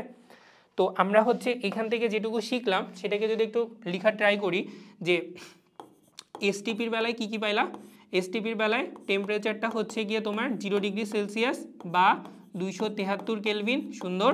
আর প্রেশারটা কত, প্রেশারটা হচ্ছে গিয়ে 1 atm বা হলো গিয়ে 101.325 প্যাসকেল, কিলো প্যাসকেল, আমরা পুরোটা লিখছি জন্য প্যাসকেল। তখন ভলিউমটা হচ্ছে 22.4 লিটার। আর যখন তুমি হচ্ছে এসএটিপিতে যাবা তখন কি হচ্ছে, তখন টেম্পারেচার হলো 25 ডিগ্রি সেলসিয়াস এবং এটাকে যদি আমরা ভ্যালুটা বের করি 298 কেলভিন। আর যখন তুমি প্রেশার হবে, প্রেশারটা এখানে কত, 100 কিলো প্যাসকেল, অ্যান্ড ভলিউমটা হচ্ছে 24.789 লিটার। দেখো একটা জিনিস কিন্তু এখান থেকে নিজের মাথায় আসা উচিত, যে আমরা ওই যে চারটা বানাচ্ছিলাম 3টা সূত্রের, আমরা 4 নাম্বার একটা সূত্র কিন্তু এখানে চাইলে অ্যাড করতে পারি, যে n সমান সমান তুমি অলরেডি জানো, ভর আসলে ভর বাই আণবিক ভর, অনুপরমাণু অনুসংখ্যা আসলে বা পরমাণু সংখ্যা আসলে হচ্ছে n/na, এটা হচ্ছে অ্যাভোগাড্রোর নাম্বার। যদি এসটিপিতে গ্যাসের আয়তন বের করি তাহলে এসটিপি বাই 22.4 লিটার, আর যদি এসএটিপিতে গ্যাসের আয়তন বের করি VSATP বাই 24.789 লিটার। এই জিনিসটা হচ্ছে এসটিপির জন্য অ্যাপ্লিকেবল আর এই জিনিসটা হচ্ছে এসএটিপির জন্য অ্যাপ্লিকেবল। একটা মজার জিনিস খেয়াল করো, সেটা হলো আমরা না সবসময় টেম্পারেচারটাকে কেলভিনে লিখতেছি। ভাইয়া একটা জিনিস তোমাদেরকে উপদেশ দেওয়ার আছে আমার, সবসময় কেমিস্ট্রি বা ফিজিক্সে যে ম্যাথই করো না কেন টেম্পারেচার সবসময় ইউনিট, টেম্পারেচারে যে ইউনিটই দেওয়া থাকে কেন কনভার্ট করে কেলভিনে নিবা। এইটা নেওয়ার সব থেকে বড় সুবিধা হচ্ছে কিছু কিছু ইউনিট যেমন হচ্ছে গিয়ে থার্মোডাইনামিক যখন করতে যাবা সুপ্ত তাপ বলো বা আপেক্ষিক তাপ বলো, এই জিনিসগুলো না জুল পার কেলভিন বা জুল পার মোল পার কেলভিনে থাকে, তো ওইগুলা কাটাকাটি করতে তখন সুবিধা হয়। হ্যাঁ, ডিগ্রি সেলসিয়াসে থাকবে না এ যে কখনই থাকে না এটা বলা ভুল, থাকে। ইউনিট কনভার্সনে পেঁচায়, টিচাররা চায় যে তুমি আসলে ডিটেলস জানো কি না, কোন ইউনিট ইউজ করতেছো এটা তুমি জানো কি না, এটা টিচাররা চায় যে দেখতে চায় যে ভাই তুমি কি আদৌ ইউজ করো কিনা, মানে আন্দাজে জাস্ট মান মুখস্থ করে গেলা এরকমটা না। তো ইউনিট কনভার্সন আসলে অনেক প্যারা দেয়, এই চ্যাপ্টারেও পাবা, এই চ্যাপ্টারেও দেখবা কিছু কিছু অঙ্ক অনেক বেশি পেঁচায় ফেলায়। বিশেষ করে ফিজিক্সে যে অঙ্কটা অনেক বেশি ইজি দিত, তো ওর ক্ষেত্রে করতো কি তোমার নিউটন না বলে ডাইন বলে দিত, ফুট পাউন্ডাল বলে দিত, এরকম উল্টা উদ্ভট ইউনিট চলে আসতো। তা আমাদের কিন্তু ইউনিটের যে কনভার্সনটা এটাও একটু জানতে হবে। তো আমি তোমাদের সুবিধার্থে আমরা একটা কাজ করি, আমরা হচ্ছে একটু ইউনিট কনভার্সনের কয়েকটা জিনিস একটু দেখে রাখি যেগুলো আমাদের খুব বেসিক লাগে। এটা হচ্ছে আমরা একটু বক্স আঁকাই, তো খেয়াল করো প্রথমে হচ্ছে গিয়ে 1 নাম্বার, এটা আমাদের একটা বক্স, তারপরে হচ্ছে আমরা আরেকটা বক্স নিই, এটা আরেকটু বড় বক্স নাও অ্যান্ড আরেকটা ছোট বক্স নাও, তিনটা বক্সে আমরা হচ্ছে তিনটা ইউনিট লিখব। প্রথমে আসো টেম্পারেচার, এটারটা লিখি টেম্পারেচার। তো টেম্পারেচারের বেলায় ওই যে সেই পিচ্চিকালে পড়ে আসছিল না, পিচ্চিকালে বলতে আমাদের যে প্রচলিত তাপমাত্রার স্কেল আছে কি কি, সেলসিয়াস, ফারেনহাইট, কেলভিন, র্যাঙ্কিন, রোমার, 5টা আছে, আমি 5টা জানি, তুমি হয়তো বা তার বেশি জানতে পারো। তো এই যে সেলসিয়াস স্কেল যেটা ছিল, এইখানে সেলসিয়াস স্কেলের ভ্যালু দেওয়া থাকলে এইটাকে আমরা চাইলে ফারেনহাইট স্কেলে কনভার্ট করতে পারি F-32/9 দিয়ে, এইটাকে চাইলে আমরা কেলভিন স্কেলে কনভার্ট করতে পারি K-273/5 দিয়ে। ইউনিট কনভার্সনগুলো C/5, F-32/9, K-273/5 এই ইউনিটে আমরা চাইলে কনভার্ট করতে পারি। জিনিসটা আমরা ফিজিক্সে পড়েছি অনেকবার, চ্যাপ্টার 10-এ পড়ছো ফিজিক্সের গ্যাসের চ্যাপ্টারে, আবার থার্মোডাইনামিক্সে পড়েছো, আর আমাদের কেমিস্ট্রিতে পরিবেশ রসায়নও কিন্তু ইউনিটগুলো অনেক বেশি হেল্প করে। আচ্ছা, একটা কোশ্চেন আছে, কোশ্চেনটা খুবই ফেমাস, অ্যান্সার দিবা নিচে, ঠিক আছে? কোন তাপমাত্রায় সেলসিয়াস স্কেল এবং ফারেনহাইট স্কেলের সেম টেম্পারেচার শো করে? কোন তাপমাত্রাটা সেলসিয়াস স্কেল এবং ফারেনহাইট স্কেলে সেম তাপমাত্রা শো করে? লিখো নিচে, নিচে অ্যান্সারটা দিয়ে দিও, ঠিক আছে?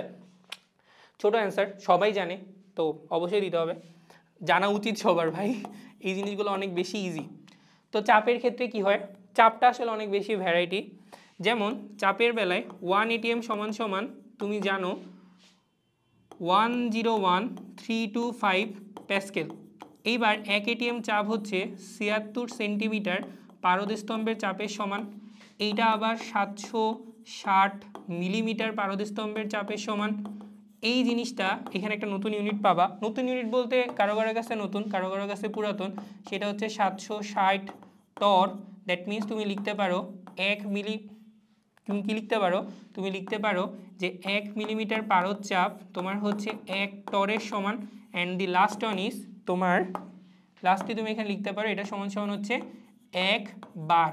তাহলে দেখো 1 atm সমান কিন্তু 1 বার আসতেছে। এই পুরো জিনিসটা একটার সাথে রিলেটেড, তোমার কাছে যে কোনো একটা ইউনিট দেওয়া থাকতে পারে, মনে করো তোমার কাছে 760 মিলিমিটার দেওয়া আছে, তোমাকে ওটাকে কিসে কনভার্ট করে নিয়ে আসতে হবে?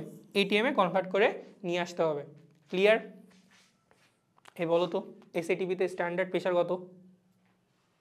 হ্যাঁ, তোমরা যারা বলতে পারো না আগের লেকচার তো ঠিক আগে তো মনোযোগ দিয়ে পড়তেছো না, অবশ্যই মনোযোগ দিয়ে পড়তেছো না, একটু আগে দেখাইলাম, বলা উচিত ছিল।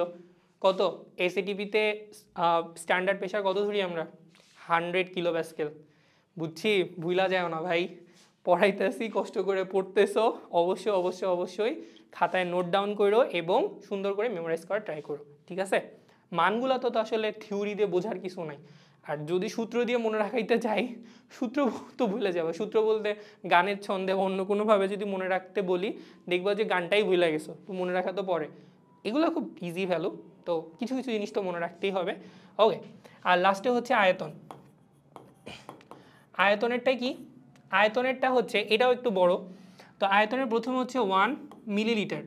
1 মিলিলিটার সমান সমান হচ্ছে 1 CC equals to 10⁻³ litre equal to 10⁻³ decimetre cube is equal to 10⁻⁻6 metre cube.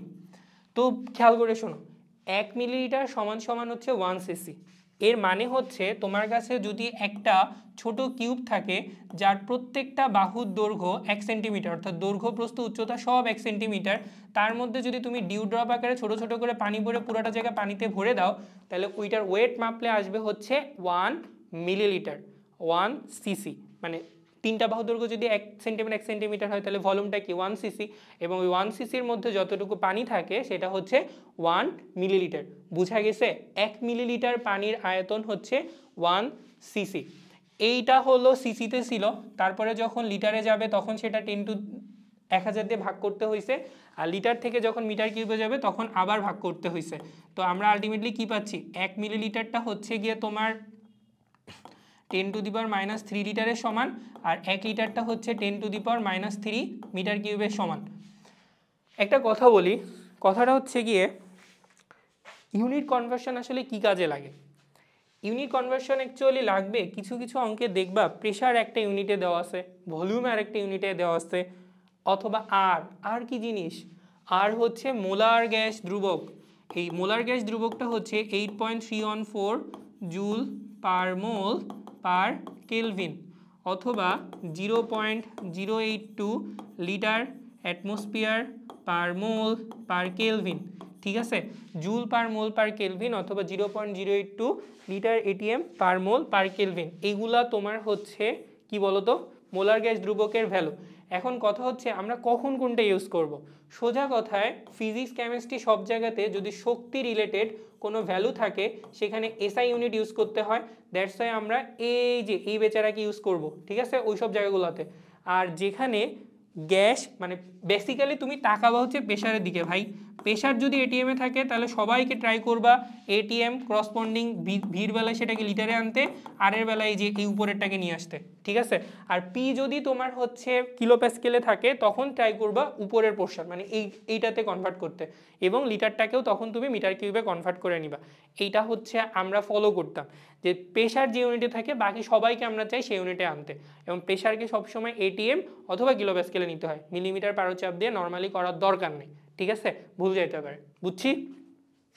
বুঝতে পারছো? সত্যি তো? সত্যি হলেই সত্যি, তাই না? ওকে, তো এতক্ষণ ধরে আমরা কি পড়লাম? আমরা সুন্দর মতো করে মূল সংখ্যা কাকে বলে, মূল সংখ্যার সূত্রগুলো দেখলাম। আমি হচ্ছে তোমাদের জন্য সূত্রগুলোকে এক জায়গায় লাস্টবারের মতো করে দেই, এবং আমরা আপকামিং যে সূত্রগুলো দেখব সেটা হচ্ছে কি একটু জেনে রাখি। হ্যাঁ, ওকে, তো আমরা এখন পর্যন্ত যে সূত্রগুলো দেখছি সেটা হচ্ছে n সমান সমান W/m, ভর বাই আণবিক ভর। এই যে m কি এখানে, m হচ্ছে যে যা নিবা, পরমাণু নিলে পারমাণবিক ভর, আর যদি পদার্থ নাও তাহলে তার আণবিক ভর, অথবা আয়ন দর্শক আয়ন থাকলে সেটার ভর। তারপরে হচ্ছে n/na, n হচ্ছে অণু পরমাণু বা হচ্ছে গিয়ে আয়ন তার সংখ্যা, অণু পরমাণু বা আয়ন তার হচ্ছে নাম্বার, ঠিক আছে। আর নিচে তারপরে হচ্ছে যদি এসটিপিতে আয়তন নেই, VSTP বাই 22.4 লিটার, আর হচ্ছে VSATP বাই হচ্ছে গিয়ে 24.789 লিটার। আপকামিং চ্যাপ্টারগুলোতে বা পরবর্তী দিনগুলোতে আমরা আরও কয়েকটা সূত্র পাবো। এটা আমরা প্রিভিয়াসলি পেয়ে আসছি যদিও, n সমান সমান PV/RT, and the last thing is V into S, যেখানে ভিটা অবশ্যই সবসময় লিটারে নিতে হবে, অথবা IT/EF ইকুয়ালস টু Q/EF। তো এই যে নিচের বক্সে যেগুলো দিলাম না, তার মধ্যে হয়তো বা আমরা এই চ্যাপ্টারে এইটাকে পড়বো, বাকিগুলো আসলে তোমাদের ভাইয়া জিদান ভাই অলরেডি পড়াই ফেলছে। কোন চ্যাপ্টারে বলো তো? ইলেকট্রোকেমিস্ট্রিতে এই সূত্রগুলো আমরা দেখে আসছি। ইটা হচ্ছে মোল তুল্য সংখ্যা, যেটা আমরা ভবিষ্যতে পড়বো, বাট এই তো সবাই কিন্তু আসলে মোল সংখ্যা। এবং এটাকে এরকমভাবে লেখার একটা রিজন আছে। কি রিজন বলতে পারো? রিজনটা হচ্ছে গিয়ে আমাদের কোশ্চেনে যদি এরকম মানে ধরো সেটা আণবিক ভর দেওয়া আছে, আণবিক ভর দেওয়া আছে, অনুসংখ্যা বের করতে বলছে, আমাদের কিন্তু ঐকিক নিয়মে করার দরকার নেই। আমরা যদি 4টা ডাটা বুঝে ফেলি তাহলে আমরা খুব সুন্দর মতো করে জাস্ট এই 4টাকে লিখবো, পাশাপাশি বসাবো, বসে বের করে নিয়ে আসতে পারবো। আমি আবারও বলতেছি, মোল সংখ্যা রিলেটেড ম্যাথসগুলো খুবই কম পরিমাণ বোর্ডে মানে সিকিউতে আসে। এটা আইদার 2 মার্কের সিকিউর জন্য আসবে অথবা বোর্ডে আসবে। সো এগুলাকে চাইলে তুমি এক লাইনে করে দিলে হবে, আর আমি তো তোমাকে বুঝাই দিব যে কিভাবে হচ্ছে ডিটেলসে আসে, ওইটা ফলো করলেও হবে। বুঝাইতে পারছি? ওকে, নেক্সট। তো বেচারা এখানে সবাইকে সুন্দর করে লিখে দেওয়া আছে। এখানে মাত্র 2-3টাকে আমরা প্রকাশ করেছি, বাকিদেরকে আমরা প্রকাশ করিনি, কারণ আমরা আগের পেজে হাতে হাতে লিখে দিয়েছি। তোমরা সুন্দর মতো করে তুলে ফেলবা। আচ্ছা, একটা কথা বলি, সেটা হচ্ছে আমাদের পড়ানোর সময় কিছু জিনিস বোর্ডে দেওয়া থাকবে, আমি আবার ট্রাই করি জিনিসটাকে লিখে দিতে, কজ তোমার কাছে যদি আমার হাতে লেখা ভালো না, মাঝে মাঝে অনেক সময় বুঝতে না পারলেও স্লাইডগুলোতে আর কি ডিটেলসে থাকবে। আবার হাতে লেখাগুলোতে আমরা চাই একটু বেশি ইনফরমেশন, মানে পরবর্তীতে যদি আমার মনে আসে বা পড়ানোর সময় যে মনে আসতেছে সেগুলোকে আমি অ্যাড করতে চাই, তখন আমি হচ্ছে ওগুলো লিখে দিই। সো তোমরা হলো অবশ্যই যে পেজটা এরকমভাবে যদি ভুলে যাও যে না আমার এখানে কী কী ডাটা দরকার, তো ওইগুলোর জন্য হচ্ছে স্লাইড দেওয়া আছে, তো মাঝে মাঝে একটু দেখে নিবা, তাহলেই হবে। ওকে, এইবার সবার উচিত কি জানো? সবার উচিত ঘুমায় পড়া না, সবার উচিত একটু রেস্ট নাও। খাতাটাকে প্রথম পেজে যাও, এতক্ষণ ধরে যা যা বললাম, যতটুকু সূত্র ডেভেলপ করা হইলো সবটা রিকল দাও। যে ডাটাগুলো মনে রাখতে বলছি সেগুলো মনে রাখো। মনে রাখার পর তুমি 5-10 মিনিট ব্রেক নাও, জাস্ট একটু ঘোরাঘুরি করে আসো, নেক্সট ম্যাথগুলো করা আমরা শুরু করি। আমরা এই চ্যাপ্টারের কয়েকটা ম্যাথ আজকে দেখব। দেখো ভাই, একটা কথা বলি, কোচিং ক্লাসগুলোতে হয় কি, আমরা প্রথম দিন যখন যাই, প্রথম দিন আসলে গল্প করে ছাইরা দেয়। তো আমরা প্রথম দিন গল্প করতেছি না, আমরা চ্যাপ্টার সম্পর্কে আইডিয়া নিলাম, বেসিক ধারণাটা নিলাম, চ্যাপ্টারে আমরা যে জিনিসগুলো নিয়ে ডিল করব সেটা সম্পর্কে আইডিয়া নিলাম। এখন আমরা প্রথম দিকের কয়েকটা ম্যাথ করব, ঠিক আছে? তো আসেন কিভাবে ম্যাথগুলো করি। প্রথম কথা হচ্ছে, এখানে বলা হয়েছে 2.7 গ্রাম কার্বন মনোক্সাইডে কতগুলা কার্বন কণা আছে। তুমি বা তোমরা সবাই হচ্ছে একটা কাজ করবা, সেটা হলো অঙ্ক করার সময় প্রথমে একটা বাম সাইডে দাগ দিবা, দাগ দেওয়ার পর ইনফরমেশনগুলো নেওয়ার ট্রাই করবা। আমি জানি না এটা কেন যেন সবার একটা ব্যাড হ্যাবিট, আমাদেরও ব্যাড হ্যাবিট, আমরা কোশ্চেন পড়ার পর যে ডাটাগুলো পাই সেগুলোকে আমরা কখনো এক জায়গায় নোট ডাউন করি না। এটাতে হয় কি, 3 ইডিয়টসের খুব ফেমাস একটা লাইন আছে, ওই যে হিন্দিতে না বলি বাংলায় বলি, তো জিনিসটা হচ্ছে তুমি কোশ্চেন পড়তে পড়তে না, সলিউশন খুঁজতে খুঁজতে না ভুলেই যাও কোশ্চেন কী ছিল। এটাই হবে, যখন দেখবা অঙ্কটা 5-6 লাইন 10-12 লাইনের, তখন দেখবা যে কোশ্চেন পড়তে পড়তে তুমি ভুলেই গেছো, যে মানে কোশ্চেন অ্যান্সার খুঁজতে যে তুমি ভুলে গেছো তোমার কোশ্চেন কী ছিল। তো আমি অনেক সময় দেখি অনেকের মাঝখানে যে তারা হচ্ছে অ্যান্সার পর্যন্ত এসে লাস্টে হয়তো বা আর অল্প একটু করতে হবে, তারা অলরেডি বসে থাকে যে ও শিট ভুলে গেছে, বা ওইটুকু করে দিয়ে চলে আসে, এবং স্যার সুন্দর মতো করে 2টা রসগোল্লা দিয়ে দেয়। আচ্ছা, কোন এলাকার রসগোল্লা সব থেকে বেশি ভালো? পাশের দেশ বাদে, ঠিক আছে, ওটা বলা যাবে না। তো যাই হোক, দাগ তো আগের মতোই আছে, আমরা আবার একটু ঠিক করে দেওয়ার ট্রাই করি। সোজা হ ভাই, হ্যাঁ এবার সোজা হয়েছে। দেখেন, তো এখানে বলা হয়েছে কার্বন মনোক্সাইডের সংকেত কি? CO। তো এখানে 2.7 গ্রাম আসলে কি জিনিস? কার্বন মনোক্সাইডের ভর, W হচ্ছে 20.7 গ্রাম। কার্বন মনোক্সাইডের ভর হচ্ছে 2.7 গ্রাম। কতগুলা কার্বন কণা আছে এইটা আমাদেরকে বের করতে বলছে, নাম্বার অফ কার্বন অ্যাটম, তাই না? আমি তোমাদেরকে এই অঙ্কটা একটু ডিটেলসে ভেঙে করাইতে যাচ্ছি, ঠিক আছে? অঙ্কটা কিন্তু আসলে এক লাইনে, আমি জাস্ট চাচ্ছি তুমি ভিতরে ইনসাইটটা পাও, পরবর্তী অঙ্কগুলোতে আমি এরকম ভেঙে দেখাবো না। ওকে, ফার্স্টে একটা জিনিস খেয়াল করো, তোমার কাছে যদি 1 মোল কার্বন মনোক্সাইড থাকতো, এর মধ্যে তুমি সুন্দর করে তাকাও, চোখ দিয়ে তাকালে কি দেখতে পাচ্ছ? একটা কার্বন আছে, একটা অক্সিজেন আছে। তার মানে তুমি কি বলতে পারো যে 1 মোল কার্বন মনোক্সাইড সমান 1 মোল কার্বন আয়ন, কার্বন পরমাণু ইজিক্যাল টু, তুমি বলতে পারো কি বলো তো, 1 মোল অক্সিজেন অণু, অক্সিজেন পরমাণু। অর্থাৎ 1 মোল কার্বন মনোক্সাইড সমান সমান 1 মোল কার্বন পরমাণু আর 1 মোল অক্সিজেন পরমাণু। সিমিলারলি ধরো তোমার কাছে লেখা আছে 1 মোল Al2O3 aluminium oxide, die aluminium tetra oxide. এটার মানে কি? এটার মানে হচ্ছে এর মধ্যে 2 মোল অ্যালুমিনিয়াম পরমাণু আছে এবং এর মধ্যে 3 মোল অক্সিজেন পরমাণু আছে। তাহলে কি দাঁড়াইতেছে? এই যে নাম্বারটা, এই নাম্বারগুলো থেকে এটার যদি 1 মোল নেই, ওই যে নিচে নিচে যে ছোট ছোট নাম্বারগুলো থাকে না, ওই ছোট ছোট নাম্বারগুলো অ্যাকচুয়ালি ডিনোট করে দেবে কত মোল তোমার ওই 1 মোল অণুর মধ্যে কত মোল পার্টিকুলারলি কোন কোন পরমাণু আছে সেটাকে বোঝায় দেয়। ঠিক আছে? এটা কিন্তু অনেকে ভুল করবা, অনেকেই ভুল করবা যে এটা কীভাবে কাজ করতেছে, যে এখানে একটা দিল পরে 2 দিয়ে গুণ করছে 3 দিয়ে গুণ করছে, এটা খেয়াল করো না। তাহলে তোমার প্রথম কাজ কি? সংকেত থেকে বোঝা কোন অণুর মধ্যে কোন কোন পরমাণু কতটুকু আছে এটার দিকে ফোকাস করা। ক্লিয়ার? বুঝছি কনসেপ্ট? বুঝছি? কি জানি বুঝছো কিনা, আই থিঙ্ক বুঝছো। ওকে, এবার আমরা হচ্ছে এটাকে মুছে দিই। ওহো, অনেকক্ষণ লাগবে মুছতে, না তাড়াতাড়ি মুছে ফেলি। দেখেন এবার একটু কোশ্চেনের দিকে তাকাই। আমাদেরকে বলছে যে 2.27 গ্রাম কার্বন মনোক্সাইডে কতগুলা কার্বন কণা আছে। তো তুমি কিভাবে অঙ্কটা করতে পারো আগে নিজে করো, মানে যারা অলরেডি পড়ে ফেলছো তারা নিজেরা করো। আমি একটু দুইভাবে চিন্তা করাইতে যাচ্ছি। একটা হচ্ছে ব্রড টেকনিকে, একটু বড় ওয়েতে, সিকিউ এর জন্য যদি 2 মার্কের আসে, এক লাইনে লিখলে তো নাম্বার নাও দিতে পারে, তাই না? প্রথমে তোমার কাছে ডাব্লু দেওয়া আছে, আর কার্বন মনোক্সাইডের কিন্তু তুমি আণবিক ভর জানো। কার্বন মনোক্সাইডের আণবিক ভর কত? 12, আর এই পাশে হচ্ছে গিয়ে 16, দ্যাট মিনস 28 গ্রাম, তাই না? 12 আর 16 28 গ্রাম। কার্বন মনোক্সাইডের আণবিক ভর 28 গ্রাম, কার্বন মনোক্সাইডের ভর দেওয়া আছে 20.7 গ্রাম। তাহলে ভর বাই আণবিক ভর করলেই তো মোল সংখ্যা পাওয়া যাবে। আগে আসো শর্টকাটটা শিখাই, তারপরে হচ্ছে ব্রডটা শিখাবো নি, ঠিক আছে? তো কে মুছে গেল? তো 28 গ্রাম হচ্ছে তোমার এর আণবিক ভর। তো খেয়াল করো, আমি যদি এখন তোমাকে শর্ট টেকনিকটা শিখাইতে যাই শর্টকাটে, তাহলে তুমি কি করবা? তুমি ফার্স্টে যেহেতু ভর দেওয়া আছে, তুমি সুন্দর মতো করে আণবিক ভর দিয়ে ভাগ করে মোল সংখ্যা পেয়ে যাবা।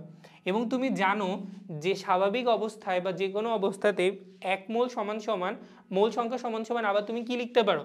আবার তুমি লিখতে পারো ওইটার অণুর সংখ্যা বাই অ্যাভোগাড্রোর সংখ্যা। অর্থাৎ এইখানে 2.7কে ভাগ করা হবে 28 দিয়ে, দেন এনকে ভাগ করা হবে অ্যাভোগাড্রোর নাম্বার দিয়ে, তাই না?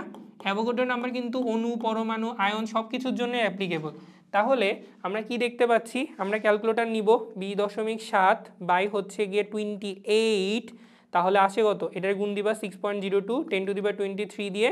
সো আলটিমেট অ্যান্সার আসবে n সমান সমান ইকুয়াল টু 4.45 ইন্টু 10⁻23। দেখো ভাইয়া, আমরা হচ্ছে একটা কাজ করব, সেটা হচ্ছে এখানে ছোট্ট করে সিও দিব। কেন? এইটা কিন্তু তোমার কার্বন মনোক্সাইডের মোল সংখ্যা, অণুর সংখ্যা, কার্বন মনোক্সাইডের অণুর সংখ্যা। এখানে কিন্তু ভরটা ইউজ করা হয়েছে কার্বন মনোক্সাইডের। কিন্তু মজার বিষয় হচ্ছে এইখান থেকে আমরা যে mole number of carbon monoxide পাচ্ছি সেইটা কিন্তু এইভাবে করে তুমি জাস্ট নিজে বোঝার জন্য লিখতে পারো যে mole number of carbon monoxide is equal to mole number of carbon আয়ন is equal to mole number of oxygen আয়ন। কেন এটা বললাম? ওই যে একটু আগে বুঝাইলাম যে 1 মোল কার্বন মনোক্সাইডে তার সমান সংখ্যকই হচ্ছে গিয়ে কার্বন আয়ন এবং তার সমান সংখ্যকই হচ্ছে অক্সিজেন আয়ন থাকে, সুতরাং তারা সবাই আসলে সেম। এই জন্য এই অঙ্কে আমাকে কোনো নাম্বার দিয়ে গুণ করতে হয় নাই। এখান থেকে আমি যে এন এর মানটা পাইছি এইটাই অ্যাকচুয়ালি এন অফ সি এর মান, অর্থাৎ তোমাকে আর অন্য কোনো অ্যাডিশনাল ক্যালকুলেশন করতে হবে না। ফার্দার এই ম্যাথের জন্য আর কোনো ক্যালকুলেশনের দরকার নাই। বুঝতে পারছি? এটা আমি জাস্ট বেশি টাইম নিচ্ছি ছোট একটা অঙ্কের জন্য, এটা আমার নিজের কাছেও খারাপ লাগতেছে যে অঙ্কটা এত বড় না, বা এত টাইম পাওয়ার যোগ্যই না যে একে এত টাইম দিয়ে বুঝাইতে হবে। তুমিও বুঝতে পারতেছো যে অঙ্কটা টাইম দেওয়ার যোগ্যই না, বাট সবার আসলে কিছু ছোট ছোট জায়গায় ভুল যায়, যেটা আমরা পরবর্তী প্রত্যেকটা ম্যাথে ইন্ট্রোডিউস করতে যাচ্ছি না। আমি সেই জায়গাগুলো এখনই তোমাদের চোখের সামনে আনতেছি যে কোন কোন জায়গায় তোমার ভুল যেতে পারে। এখান থেকে তুমি নাম্বারটা বের করলা, তোমাকে অন্য কিছু একটা বের করতে বলা হয়েছে, কার্বন কণা বের করতে হয়েছে, 1 বা 2 দিয়ে গুণ করতে হতে পারে, কিন্তু সেটা তো দেখতে হবে যে কি জন্য গুণ করতেছি, রিজনটা বলে দিয়েছি। তোমার কাজ হচ্ছে সুন্দর মতো করে ঠান্ডা মাথায় জিনিসগুলো ভুল না করে করা। ক্লিয়ার? ওকে, আর যদি এটা সিকিউতে আসতো, যদিও জিন্দেগিতেও আসবে না এটা সিকিউতে, সেই ক্ষেত্রে 2.7 গ্রাম কার্বন মনোক্সাইডে কতগুলা কার্বন কণা আছে এটা কিভাবে করব? এটা করার ওয়ে হলো তুমি এইভাবে লিখবা যে তোমার হচ্ছে 2.27 গ্রাম কার্বন মনোক্সাইডের মোল সংখ্যা ইজ ইকুয়াল টু কত হবে বলো, মোল সংখ্যা ইজ ইকুয়াল টু এই যে W/m। তো এখান থেকে তুমি এটার মোল নাম্বারটা বের করবা, তারপরে লিখবা যেহেতু 1 মোল carbon monoxide is equal two 1 mole carbon পরমাণু, তাহলে n mole carbon monoxide is equal two n mole carbon পরমাণু ইজ ইকুয়াল টু n/6.02 10⁻23। এখান থেকে n অফ c এর মানটা বের করে ফেলবা। বুঝছি? নিচের টুক জাস্ট একটু ভাই 2 মার্ক, মানে অঙ্কটা তো এক লাইনে শেষ, যদি 2 মার্কের জন্য আসে তখন তো অ্যাটলিস্ট কিছু তো লিখতে হবে। তো কি লিখবা, ভাষাগুলো কেমন হইতে পারে সেটার একটা আইডিয়া দিলাম। বুঝতে পারছি? চলো চলো চলো, এর হাতের থেকে পরিত্রাণ পাই। কিরে অঙ্ক গেল কই? ও আছে, সরি একটা পেজ পড়ে গিয়েছিল, সমস্যা নেই। নেক্সট ম্যাথে বলছে 30 ডিগ্রি সেলসিয়াস তাপমাত্রায় হাইড্রোজেন আয়োডাইডের আয়তন কত? 30 ডিগ্রি সেলসিয়াস তাপমাত্রায় হাইড্রোজেন আয়োডাইডের আয়তন কত? এইখানে প্রেশার বলে কিছু বলা নেই, সুতরাং প্রেশার ফিক্স ধরে নাও। কিছু বলে দেওয়া না থাকলে প্রেশারকে ফিক্স ধরে নিতে হবে, কারণ অ্যাটলিস্ট একটা টেম্পারেচারে বলা উচিত। তো যথারীতি আমাদের প্রথম কাজ সোজা একটা খাড়া স্ট্রেট লাইন আগানো। এরা কেন যেন প্রত্যেকবার বাঁকা হচ্ছে, আচ্ছা যাই হোক কিছু করার নেই। তো আমাদের কাছে কি কি ইনফরমেশন দেওয়া আছে? আমাদের কাছে প্রথমে হাইড্রোজেন আয়োডাইড আছে। বলতো হাইড্রোজেন আয়োডাইডের ভর কত? শিওর বলতে পারোস নাই কেন? একটু আগে বললাম না, পজ করে আগে প্রথম দিকে এসে দেখে আসতে, না দেখলে কেমনে পারবা? এটার ভর হচ্ছে গিয়ে 1 + 127 = 128। আর যারা পেরেছেন তারা আসলেই ভালো, সুন্দর মতো করে প্রত্যেক ক্লাসে যা যা জানতে পড়তে বলবো তাই তাই যেন পড়ি, ঠিক আছে? দেখেন, তো এখন এইটা হচ্ছে হাইড্রোজেন আয়োডাইডের কি আণবিক ভর, আর আমাদের কোশ্চেনে দেওয়া আছে এইটার কতটুকু ভর ইউজ করা হয়েছে, 12.8 গ্রাম। ক্লিয়ার? 12.8 গ্রাম। তো তোমার মাথায় টিং টিং টিং করে বাজতেছে যে ভাইয়া আণবিক ভর জানি, ভর জানি, তাহলে মোল সংখ্যা বের করতে তো আমার আর কিছুই কেউ আটকাইতেই পারবে না, তাই না? আবার দেখো, তুমি যখন মোল সংখ্যা জেনে গিয়েছো, এটা সমান সমান ওই সূত্রে আমরা দেখছিলাম কি, যদি আয়তন বের করতে হয় তাহলে আমরা এইভাবে করে বের করে আনতে পারি, তাই না? VSTP/22.4 litre. তাহলে এইখান থেকে আমাদের মোল এসটিপিতে বা স্ট্যান্ডার্ড টেম্পারেচার অ্যান্ড প্রেসারে আয়তন কত হবে সেটা তুমি পাবা। এখানে একটা কিন্তু আছে, বলো তো কি কিন্তু? কিন্তুটা হচ্ছে এই যে এসটিপিতে তুমি মোলার ভিএসটিপি যে আয়তনটা পাবা, এই ক্ষেত্রে টেম্পারেচার কিন্তু এই যে এই অবস্থায় টেম্পারেচার কিন্তু হচ্ছে 0 ডিগ্রি সেলসিয়াস, বাট কোশ্চেনে চাইছে টেম্পারেচার 30 ডিগ্রি সেলসিয়াসের জন্য কত হবে। তো অঙ্কের অ্যাকচুয়ালি দুইটা পার্ট। প্রথম পার্টে হচ্ছে এসটিপিতে, যেহেতু আণবিক ভরটা অ্যাকচুয়ালি এসটিপির জন্যই অ্যাপ্লিকেবল, অর্থাৎ স্ট্যান্ডার্ড টেম্পারেচার প্রেসারে হচ্ছে আমরা আণবিক ভরটাকে জানি। তো আমরা ফার্স্টে হচ্ছে আণবিক ভরের রেসপেক্টে মোল সংখ্যার রেসপেক্টে মোলার আয়তন ইন রেসপেক্ট টু এসটিপি বের করে ফেলবো। তারপরে ওই দুইটার মানে ওই অবস্থার আয়তন জানি, আর আমরা জানি এসটিপি টেম্পারেচার তো 0 ডিগ্রি সেলসিয়াস। তারপরে আমরা ওইখান থেকে পরের ক্যালকুলেশন করব। তাহলে আগে আসো, প্রথমে আমরা কি করব, এটাও শর্টকাট ওয়েতে করতেছি। তাহলে n সমান সমান তোমার হচ্ছে W/m is equal to V of STP by হচ্ছে 22.4 লিটার। সো ডাব্লুর ভ্যালু হচ্ছে 22.8/128 is equal to VSTP by হচ্ছে 22.4। তাহলে VSTPর ভ্যালু, আচ্ছা একটা জিনিস খেয়াল কর, 12.8কে যদি 128 দিয়ে ভাগ করি তাহলে অ্যান্সার আসে 0.1। আর এই কেন 0.1 আসবে, চলো মেডিকেল পড়াই। এই যে 128কে 10 দিয়ে ভাগ করলাম বাই 128, তাহলে 128 কাটা 1/10 0.1। এটাকে যদি আমরা 22.4 দিয়ে ভাগ করি তাহলে আমাদের অ্যান্সার আসবে 2.24 লিটার। ভিএসটিপিতে আয়তন তুমি পেয়ে গেলা, কিন্তু এটাই তোমার অঙ্কের শেষ না। কেন শেষ না? কারণ এই ক্ষেত্রে টেম্পারেচার তো 0, তাহলে প্রেশার আমাদের ফিক্সড, চেঞ্জ হচ্ছে আমাদের ভলিউম অ্যান্ড টেম্পারেচার। সো আমরা এখানে কি সূত্র ইউজ করব, বলো বলো বলো? এখানে আমরা ইউজ করব বয়েলের সূত্র, না সরি চার্লসের সূত্র, চার্লসের সূত্র ইউজ করব, তাই না? স্থির তাপমাত্রায় আয়তন তাপমাত্রার সমানুপাতিক, এবং সেই সূত্রটা ছিল V1/T1 is equal two V2/T2। So আমরা একটা কাজ করি, আমরা হচ্ছে V1টাকে না লিখি, আমরা এটাকে এইভাবে লিখি VSTP বাই হচ্ছে TSTP, আর এখানে T এর মান 30 ডিগ্রি সেলসিয়াস। এই বেচারার ভ্যালু হবে তখন কত বলো, এই বেচারার ভ্যালু হবে আমরা জানি না, এটা আমরা ক্যালকুলেটর দিয়ে বের করবো। তাহলে এখানে হচ্ছে ভিএসটিপিতে আয়তন আসছে কত 2.24 লিটার, টিএসটিপিতে ভ্যালু হচ্ছে গিয়ে 273 কেলভিন। এখানে তোমার V30 মান তুমি জানো না, আর এটা হচ্ছে 303 ওকে। 2.24 into 303 by 273, the answer will be 2.486 litre. দেখ ভাই আমি পড়াইতেছি, পড়ানোর জন্য ডিটেলস অনেক কিছু বলতে হচ্ছে, টাইম লাগতেছে। পরীক্ষায় এই অঙ্কগুলো আসলে এত টাইম দিয়ে দেওয়া যাবেই না, নিজেরা যত পারো শর্টে করবা, সুন্দর করে করে আসবা। অঙ্কগুলো আসলে মোটামুটি এমসিকিউর স্ট্যান্ডার্ড, এই টপিক থেকে সিকিউ স্ট্যান্ডার্ড ম্যাথ খুবই কম আসে, ঠিক আছে? ওকে, সো এবার আমাদের একটা সুন্দর ম্যাথে আসলে 4টা ছোট ছোট জিনিস বের করতে বলছে। ছোট ছোট না, বেশ ভালো জিনিস। তো আমরা একটা কাজ করি, একটু 4টা ভাগ করে ফেলাই, নয়তো পরে আসলে ঝামেলা হবে। সব কেন বাঁকা, আচ্ছা যাই হোক। দেখেন আমাদের এখানে কোশ্চেনে কি বলছে, এতগুলো দাগ দেওয়ার ফলে আসলে এই অঙ্কে জায়গায় নেই যে কোথায় কি কি ইনফরমেশন লিখবো। একটু কোশ্চেনটা পড়ি, ঠান্ডা মাথায় নিজেরা পড়েন, আপনাদের সাথে সাথে আমিও পড়ি। কোশ্চেনে বলা হয়েছে যে 0.34 গ্রাম, এইটা তো দেখাই যাচ্ছে না, এটাতে দেখে, হ্যাঁ 0.35 গ্রাম সোডিয়াম ক্লোরাইডের একটি নমুনায় ভেজাল হিসেবে কিছু পরিমাণ ক্যালসিয়াম ক্লোরাইড মিশ্রিত আছে। অর্থাৎ তোমার কাছে সোডিয়াম ক্লোরাইড আছে, খাদ্য লবণ, তার সাথে ভেজাল হিসেবে ক্যালসিয়াম ক্লোরাইড আছে।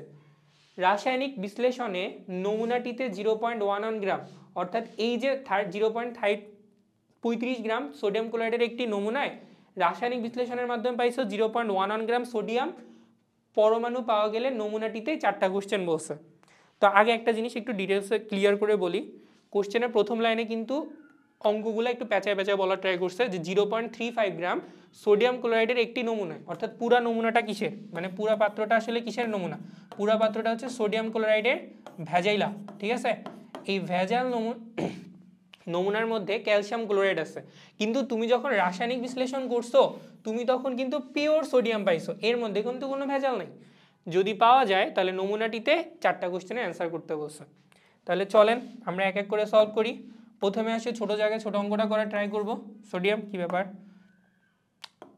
পেন তুমি কেন চেঞ্জ হয়ে যাও, ওকে এবার আর চেঞ্জ হবে না।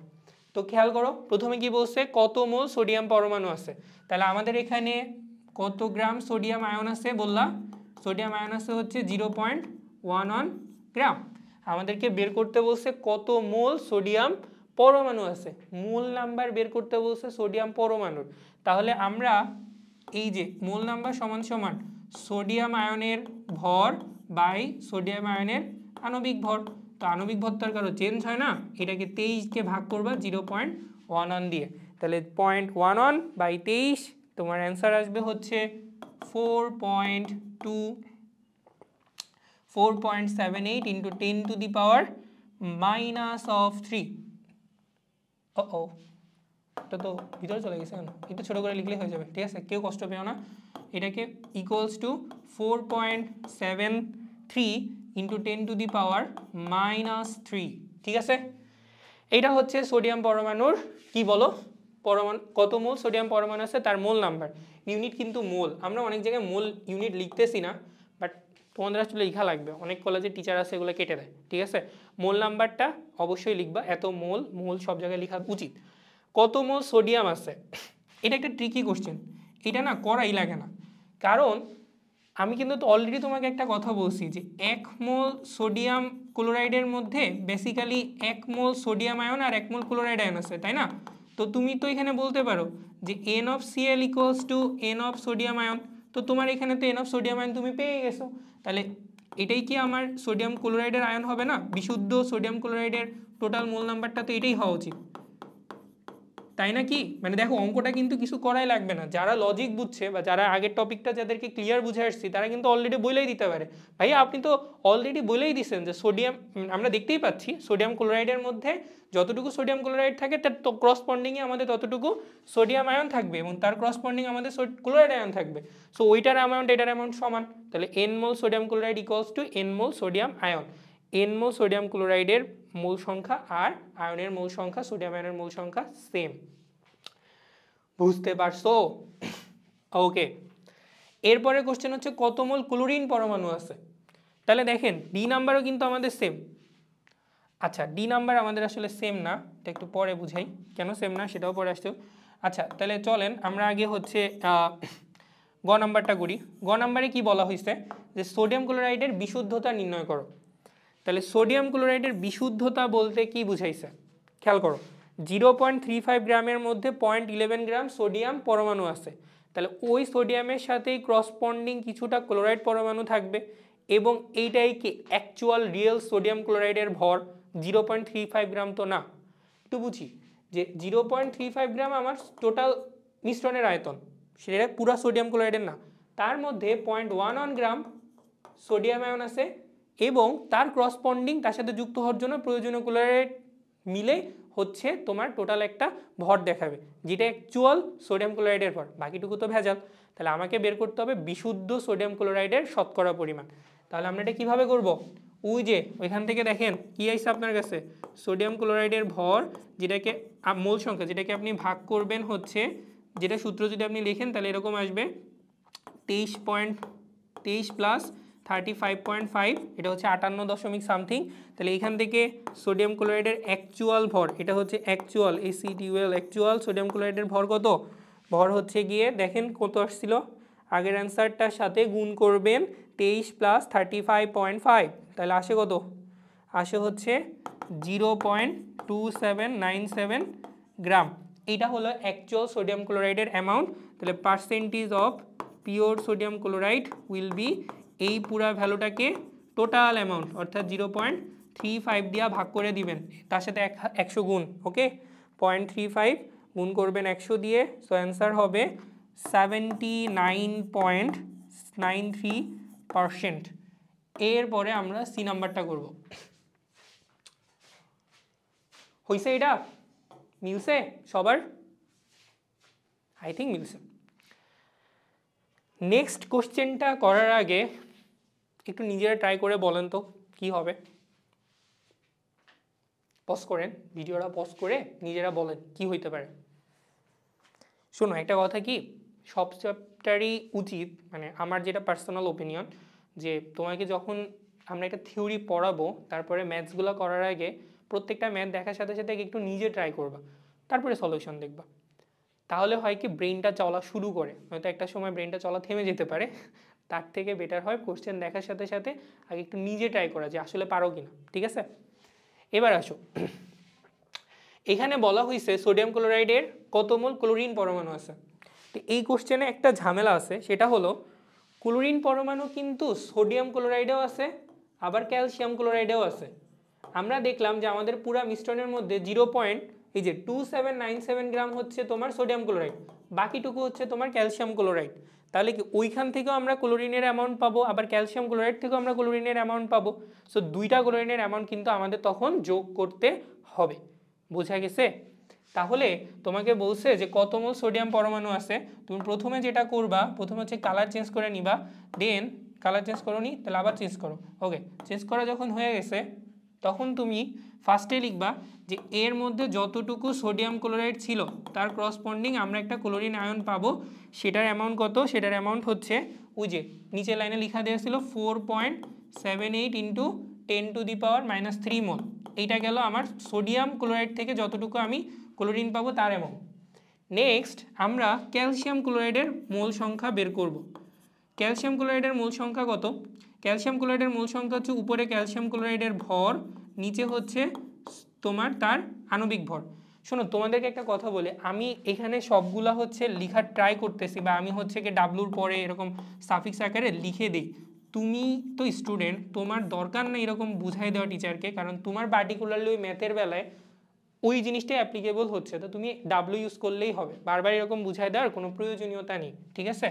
তো এইখানে এটার আণবিক ভর কত, ক্যালসিয়ামের আণবিক ভর 40, এটার ভর 71, তো ট্রিপল অন, এটাকে ভাগ করব আমরা। আচ্ছা, এবার ক্যালসিয়াম ক্লোরাইডের ভরটা কত, দেখো আমাদের টোটাল মিশ্রণের ভর ছিল 0.35, যেখানে সোডিয়াম ছিল কত 0.2797, তাহলে আমরা কি করতে পারি 0.35কে কত দিয়ে ভাগ করব, যেটা কিন্তু বিয়োগ সাইন, হ্যাঁ এটাকে ভাগ করব 0.2797 বাই 111, তাহলে আমাদের অ্যান্সার আসবে মোল নাম্বার অফ ক্যালসিয়াম ক্লোরাইডের ভ্যালু হচ্ছে 6.3 × 10⁻⁴। তাহলে এটা আসলো আমাদের ক্যালসিয়াম ক্লোরাইডের ভর, তাহলে নাম্বার অফ ক্লোরিন সমান সমান কত হবে, নাম্বার অফ সোডিয়াম ক্লোরাইড তার সাথে 2 × নাম্বার অফ ক্যালসিয়াম ক্লোরাইড, এই 2টা যারা দেও নাই তাদের জন্য আসলে 1 বালতি সমবেদনা। কেন বলো তো, কারণ ভাইয়া তোমাদেরকে কিন্তু আমি বারবার বলছি যে 1 মোল ক্যালসিয়াম ক্লোরাইডের সংকেতের দিকে তাকাইলে বলা যাবে যে ওর মধ্যে 1 মোল ক্যালসিয়াম আয়ন আছে এবং 2 মোল সোডিয়াম ক্লোরাইডের আয়ন আছে, এইটা কিন্তু আমি তোমাদের প্রথমেই বলে দিয়েছি। বুঝতে পারছি যে এটা কেন হচ্ছে 2 দিয়ে গুণ করতে হবে।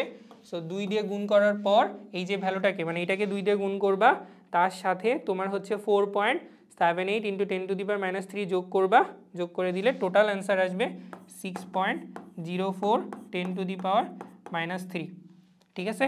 একটু চেঞ্জ, বাট এই সূক্ষ্ম চেঞ্জের জন্যই দেখবা মানে মেইনলি অবজেক্টিভে বা রিটেনে যখন আসবে, রিটেনে আসলে তো তোমাকে প্রসিডিউর করার জন্য কিছু মার্ক তো দিবে, বাট অবজেক্টিভে যদি পার্টিকুলারলি এইটাই আসে তখন দেখবা যে 4টা অপশানে 4টাই 6 পয়েন্টের পরে দেওয়া, সো তুমি যে আন্দাজে দেখাবা এরকমও কিন্তু সুবিধা খুব একটা পাবা না। ক্লিয়ার? ওকে, ওয়েল এই একটা টাইপের ম্যাথ যেটা অ্যাকচুয়ালি অনেক জায়গায় অনেকে অনেকভাবে করে। তোমাদের পারমুটেশন কম্বিনেশন একটা চ্যাপ্টার আছে ম্যাথের, ওই চ্যাপ্টারও এরকম একটা অঙ্ক আছে যে ইঞ্জিনিয়ারিং শব্দটি থেকে প্রত্যেকটা থেকে 3টা করে ম্যাথ 3টা করে বর্ণ নিয়ে কতগুলো শব্দ গঠন করা যায়। বেসিক্যালি এইটা কেতাবুদ্দিন স্যারের বইয়ের ম্যাথ ছিল। সিমিলারলি এই অঙ্কটা বইটা একবার আসছিল কেমিস্ট্রিতে, এবং ম্যাক্সিমাম জায়গায় দেখবা সেম টাইপের ম্যাথ ইঞ্জিনিয়ারিংয়ের জায়গায় অন্য কোনো একটা শব্দ বা এরকম দেওয়া যেটার আসলে শব্দের আসলে এই অঙ্কের সাথে কোনো মিল নাই, এখানে আমাদের মানে কোনো রিলেশন নাই। আমাদের অ্যাকচুয়ালি তাকাইতে হবে পেন্সিল দিয়ে 500 বার কতবার লিখছো সেই নাম্বারটা, এতবার ইঞ্জিনিয়ারিং ওয়ার্ডটা লিখতে 55.6 গ্রাম গ্রাফাইট ব্যবহৃত হলে তোমার কতটি কার্বন পরমাণু ব্যবহৃত হয়েছে সেটা বের করতে। ওয়েল, প্রথম কথা হচ্ছে গ্রাফাইট কি জিনিস? গ্রাফাইট হচ্ছে কার্বনের একটা রূপভেদ, তাই না? গ্রাফাইট হচ্ছে কার্বনের একটা রূপভেদ। বেসিক্যালি অর্গানিক কেমিস্ট্রিটা তো সবই কার্বনের বিভিন্ন যৌগ, তো এরকম পিওর কার্বনের একটা রূপভেদ হচ্ছে গিয়ে গ্রাফাইট, হিরোকও একটা রূপভেদ। তো এই গ্রাফাইটের কতটুকু নিয়েছো 55.6 গ্রাম, টোটাল 500 বার পেন্সিল দিয়ে লিখতে খরচ হয়, তাহলে একবার লিখতে কতটি কার্বন পরমাণু দরকার সেটা তোমার কাছে জানতে চাইছে মেইনলি এখানে কার্বন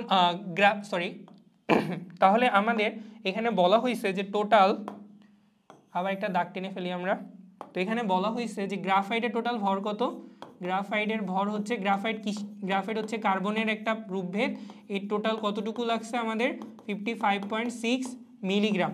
তুমি প্রথমে করবা কি, তুমি প্রথমে হচ্ছে গিয়ে এই যে কতটুকু ভরের কার্বন পরমাণু লাগছে তার করসপন্ডিং মোল সংখ্যা বের করবা, এবং ওই মোল সংখ্যা থেকে তুমি অণুতে রিলেশনটা বের করবা। দ্যাট মিনস আমরা এভাবে চিন্তা করতে পারি, যেহেতু আমাদের কাছে ভর দেওয়া আছে, ভর দেওয়ার পরে আমরা হচ্ছে অণুতে আসবো, মোল সংখ্যা আসবো, তারপরে আমরা তার পরমাণু বা অণুতে কনভার্ট করব। মেইনলি জিনিসটা হচ্ছে অনেকটা এরকম যে দেখো মনে করো একটা বাসা আছে, হ্যাঁ এই বাসায় এরকম করে হচ্ছে তোমার 3টা রুম এবং প্রত্যেকটা রুমের এখানে দরজা, তো বেসিক্যালি তোমাকে যদি এক রুম থেকে আরেক রুমে যেতে হয় প্রত্যেকটা বার কিন্তু তোমার এই যে পাসওয়ে বা হলওয়ে যেটা আমরা বলি সেই হলওয়ে আসতে হবে, দেন তারপর এক একটা রুমে তুমি এন্ট্রি করতে পারবা, প্রতিবার কিন্তু তোমাকে এক কাজ করা লাগতেছে। তো এইটাকে তুমি চিন্তা করতে পারো যে W/m এর সূত্র ভরের রেসপেক্টে, এটাকে তুমি চিন্তা করতে পারো N/n এর সূত্র, এটাকে তুমি চিন্তা করতে পারো VSTP/22.4 লিটারের সূত্র। প্রত্যেকটা ঘর হচ্ছে ডিফারেন্ট একটা মডিউল, বাট প্রত্যেকবার আরেকটা মডিউলে যাওয়ার জন্য তোমাকে কি করতে হচ্ছে, এনে এসে দেন যেতে হচ্ছে, ঠিক আছে। তো তুমি যদি স্মার্ট হও বা তুমি যদি আমার মতো ডাম না হও, তাহলে তুমি যেটা করবা সেটা হলো সুন্দর মতো করে এখানে সলিউশন লিখবা, লেখার পর n = W by M is equal to N by এনে দিয়ে দিবা, কাহিনী শেষ। প্রত্যেকবার তো এখানে যাওয়ার থেকে কি দরকার, একবারে লিখে ফেলাই, তাহলে নিজের আর বারবার এন আলাদা করে বের করে লেখা লাগবে না, তাই না? আর আরেকটা জিনিস, এই অঙ্কটা মানে এত আবেগবশত করতে যে ভুল যাবে, কারণ হচ্ছে আমাদেরকে বলছে একবার ইঞ্জিনিয়ারিং লিখতে, তাহলে এইটা ছিল কিন্তু টোটাল 500 বার লেখার জন্য খরচ হয় কতটুকু, তাহলে এই পুরো অ্যামাউন্টটাকে আমার কি 500 দিয়ে ভাগ করে নিতে হবে না, তাহলেই তো একবারের জন্য পাওয়া যাবে। সো এবার আমরা যদি অঙ্কটা শেষ করি, প্রথমে গ্রামকে আমরা মিলিগ্রাম থেকে আমরা গ্রামে যাব, দেন একটার জন্য 500 দিয়ে ভাগ করব, দেন এম হচ্ছে গিয়ে কার্বনের আণবিক ভর হলো 12 ইজ ইকুয়াল টু এন আমাদের বের করতে হবে, আর এটার ভ্যালু হচ্ছে 6.023 ইন্টু 10⁻23। তো আলটিমেটলি 55.6 ইন্টু 10⁻³ বাই 500, দেন এটাকে গুণ করবা হচ্ছে গিয়ে 6.023 ইন্টু 10⁻23 দিয়ে, লাস্টে ভাগ করবা 12 দিয়ে, অ্যান্ড অ্যান্সার হবে ওয়েল এটা হচ্ছে 5.58 ইন্টু 10⁸। That's it. এতটি কি বলো, কার্বন পরমাণু, এতটি কার্বন পরমাণু। ওকে, বুঝছি। নেক্সট আরেকটা ম্যাথ করি। তো নেক্সট ম্যাথে বলা হয়েছে কি 27°C তাপমাত্রায় এত মিলিলিটার অ্যামোনিয়া গ্যাসের সংকেত হচ্ছে NH3, কতগুলা পরমাণু আছে চাপ স্থির বিবেচনায়, কতগুলা পরমাণু আছে, কি পরমাণু আছে বলো, কতগুলা গ্যাসীয় পরমাণু বলতে এখানে নাইট্রোজেনের পরমাণু আছে আর হাইড্রোজেনের পরমাণু আছে। তো হাইড্রোজেনের পরমাণুকে 3 দিয়ে গুণ করতে হবে, হাইড্রোজেনের পরমাণু আছে, কতগুলা নাইট্রোজেনের পরমাণু আছে। তো আমরা এখন কিভাবে করতে পারি অঙ্কটাকে, খুবই সিম্পল। প্রথমে আসো, এখানে এত মিলিলিটার হাইড্রোজেন গ্যাসে কতগুলা নাইট্রোজেন পরমাণু আছে সেটা বের করতে হবে। তো 27°C তাপমাত্রায় 73 মিলিলিটার অ্যামোনিয়া গ্যাস, এটা কিভাবে সলভ করব? প্রথমে আমাদেরকে এখানে দেওয়া আছে, দেখো তোমার এই যে ভলিউম অফ অ্যামোনিয়া দেওয়া আছে 73 মিলিলিটার, এবং ওই সময় টেম্পারেচারটা হয়েছে তোমার 27°C। তো এখন তুমি ফার্স্টে যেটা করবা, এটা তো এই যে আয়তনটা, এটা কিন্তু 27°র জন্য, তোমার প্রথম কাজ হচ্ছে এসটিপির জন্য আয়তনটা কত হবে সেটা বের করে নেওয়া, এবং আমি সবাই জানি এসটিপিতে টেম্পারেচার হচ্ছে 273 কেলভিন। ভাই প্লিজ সব কিছু কেলভিনে ক্যালকুলেশন করিস, আমি যতবার ট্রাই করতেছি সবসময় কেলভিনেই নেওয়ার জন্য, তোমরাও কিন্তু সেম কাজটাই করো। তাহলে প্রথম স্টেপে কি হবে, প্রথমে লিখবা সলিউশন ক্লোন, তাহলে VSTP যেটা আমরা জানি না বের করতে হবে by TSTP equal to V27 এ ভলিউম বাই T27 এ টেম্পারেচারে হচ্ছে গিয়ে তার তাপমাত্রা। তো এটা দেওয়া হচ্ছে 73 ইন্টু 10⁻³ আচ্ছা আমরা মিলিলিটারে আগে বের করি, তো নাম্বার বোর্ড দেখাবে, আর এখানে হচ্ছে 300, আর VSTP আমাদেরকে বের করতে হবে, TSTP আমরা সবাই জানি 273 কেলভিন। তো ক্যালকুলেটর তুমি আমাদেরকে অ্যান্সার বলে দাও সুন্দর মতো করে, 73/300 ইন্টু 273, অ্যান্সার হবে 66.43 ml, 66.43 মিলিলিটার। এইটা হচ্ছে তুমি ভলিউম পেয়ে গেছো। তোমার পরবর্তী কাজ কি, তোমার পরবর্তী কাজ হচ্ছে গিয়ে এইবার দেখো, এবার তুমি এসটিপিতে যখন ভলিউমটা পাবা তখন সেটাকে 22.4 দিয়ে ভাগ করলে তুমি মোল নাম্বারটা পাবা, আর এই জিনিসটা সমান সমান কতগুলো পরমাণু আছে, নাইট্রোজেনের বেলায় জাস্ট এনকে এনে দিয়ে ভাগ করবা, আর হাইড্রোজেনের বেলায় ওটাকে 3 দিয়ে গুণ করলেই হয়ে গেল, তাই না? তো আমরা দেখি যে এই এসটিপিকে আমরা হচ্ছে আমাদের এখানে কিন্তু মিলিলিটার আসছে, আমাদের এখানে কি ছিল মিলিলিটার, তাহলে এখানে তো 22.4 লেখা যাবে না, এটা তো লিটারে থাকে, তাহলে 22,400, তাহলে নাম্বার অফ নাইট্রোজেন ফর, তোমাদের সুবিধার জন্য লিখে দিই ফর নাইট্রোজেন, ক্যালকুলেশনটা যখন আমরা নাইট্রোজেনের জন্য করতেছি তখন এটাকে আমরা ভাগ করব 22,400 দিয়ে এবং গুণ করব 6.023 ইন্টু 10⁻23 দিয়ে। সো আলটিমেট অ্যান্সার হবে 1.786 10⁻23 টি, আর ফর হাইড্রোজেন জাস্ট সেম নাম্বারটাকে 3 দিয়ে মাল্টিপ্লাই করবা, ম্যাথ শেষ। বুঝছি? ওই ছোট জিনিসটা ভুল যাবে জন্যই তখন ডিটেলস ওইভাবে দেখানো যে সব জায়গায় অঙ্কগুলো ইজি, বাট হয় কি প্রত্যেকটা অঙ্ক করতে যেয়ে মাঝে মাঝে ছোট ছোট জায়গার জন্য ভুল চলে যায়। অ্যান্ড অনেকের কোশ্চেন হতে পারে যে ভাইয়া এই টাইপের অঙ্কগুলো তো আসলে একটু কঠিন হইতে পারে, তো আমি বলবো যে কঠিন না, ইজি, তুমি একটু ঠান্ডা মাথায় করো তাইলেই হবে, এবং দেখবা যে প্র্যাকটিস করতে করতে টাইম কমে যায়। এটাই সত্যি কথা, ম্যাথ শর্টকাট করার অ্যাকচুয়ালি কোনো ওয়ে নাই। সবসময় যেটা জিনিস যে একটি স্টুডেন্ট যদি প্র্যাকটিস অ্যানাপ করে প্র্যাকটিস অ্যানাপ করতে করতে যদি বইয়ের অঙ্কগুলো নিজের সাথে খুব বেশি ফ্যামিলিয়ার করে ফেলে, তখন আসলে সে নিজের ব্রেন খাটায় শর্টকাট টেকনিক বের করতে পারে। ডেডিকেটেড কোনো শর্টকাট টেকনিক অ্যাকচুয়ালি এক্সিস্ট করে না। একটা অঙ্ক করতে যে মাঝখানে কোনো একটা জায়গা থেকে শর্ট করলে শর্ট টেকনিকগুলো চলে আসে। সো নিজের শর্ট টেকনিক নিজে ডেভেলপ করাটাই বেটার, বুঝছি। কিছু কিছু থিওরিটিক্যাল আছে, ওগুলো আলাদা বিষয়। তো এই অঙ্কে কি বলছে, 7.8 গ্রাম পানি প্রতি ঘন্টা একটি পাত্র থেকে হারিয়ে যাচ্ছে। কিসের জন্য হারাচ্ছে? বাষ্পীভবনের মাধ্যমে হারাচ্ছে। তাহলে প্রতি সেকেন্ডে কতগুলা ভরে পানি, এখানে অ্যাকচুয়ালি কতগুলা করে হবে, মানে কতগুলো ভরে না, কতগুলো করে পানি বাষ্পীভূত হচ্ছে সেটা তৈরি করো, সেটা বের করতে বলছে। তো খুবই ইজি, ভরের ডাটা দেওয়া আছে, এত গ্রাম পানি প্রতি ঘন্টা একটি পাত্র থেকে হারিয়ে যাচ্ছে প্রতি সেকেন্ডে।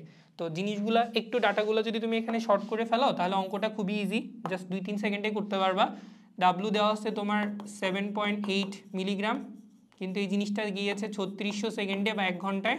তোমাকে বের করতে বলছে 1 সেকেন্ডে কতটুকু পানি বাষ্পীভূত হচ্ছে। তাহলে তুমি ঐকিক নিয়মে করলে ফার্স্টে মিলিগ্রামে বের করবা, সেখান থেকে গ্রামে কনভার্ট করবা, আর তারপরে ওই যে মানে তোমার হচ্ছে এখান থেকে মূল সংখ্যা এবং মূল সংখ্যার সাথে তুমি তুলনা করে এন বের করে ফেলতে পারো। তো এটা এক্স্যাক্টলি আগের ইঞ্জিনিয়ারিং ওয়ার্ডের ম্যাপটার মতো। তাহলে আমরা এন সমান সমান কি লিখতে পারি, ডাব্লু, এটাকে ভাগ করব 3600 দিয়ে, যাতে প্রত্যেক সেকেন্ডে কি পরিমাণ যায় সেটাকে ভাগ করব আণবিক ভর দিয়ে, দেন এটাকে n/n দিয়ে গুণ করলে ম্যাথ শেষ।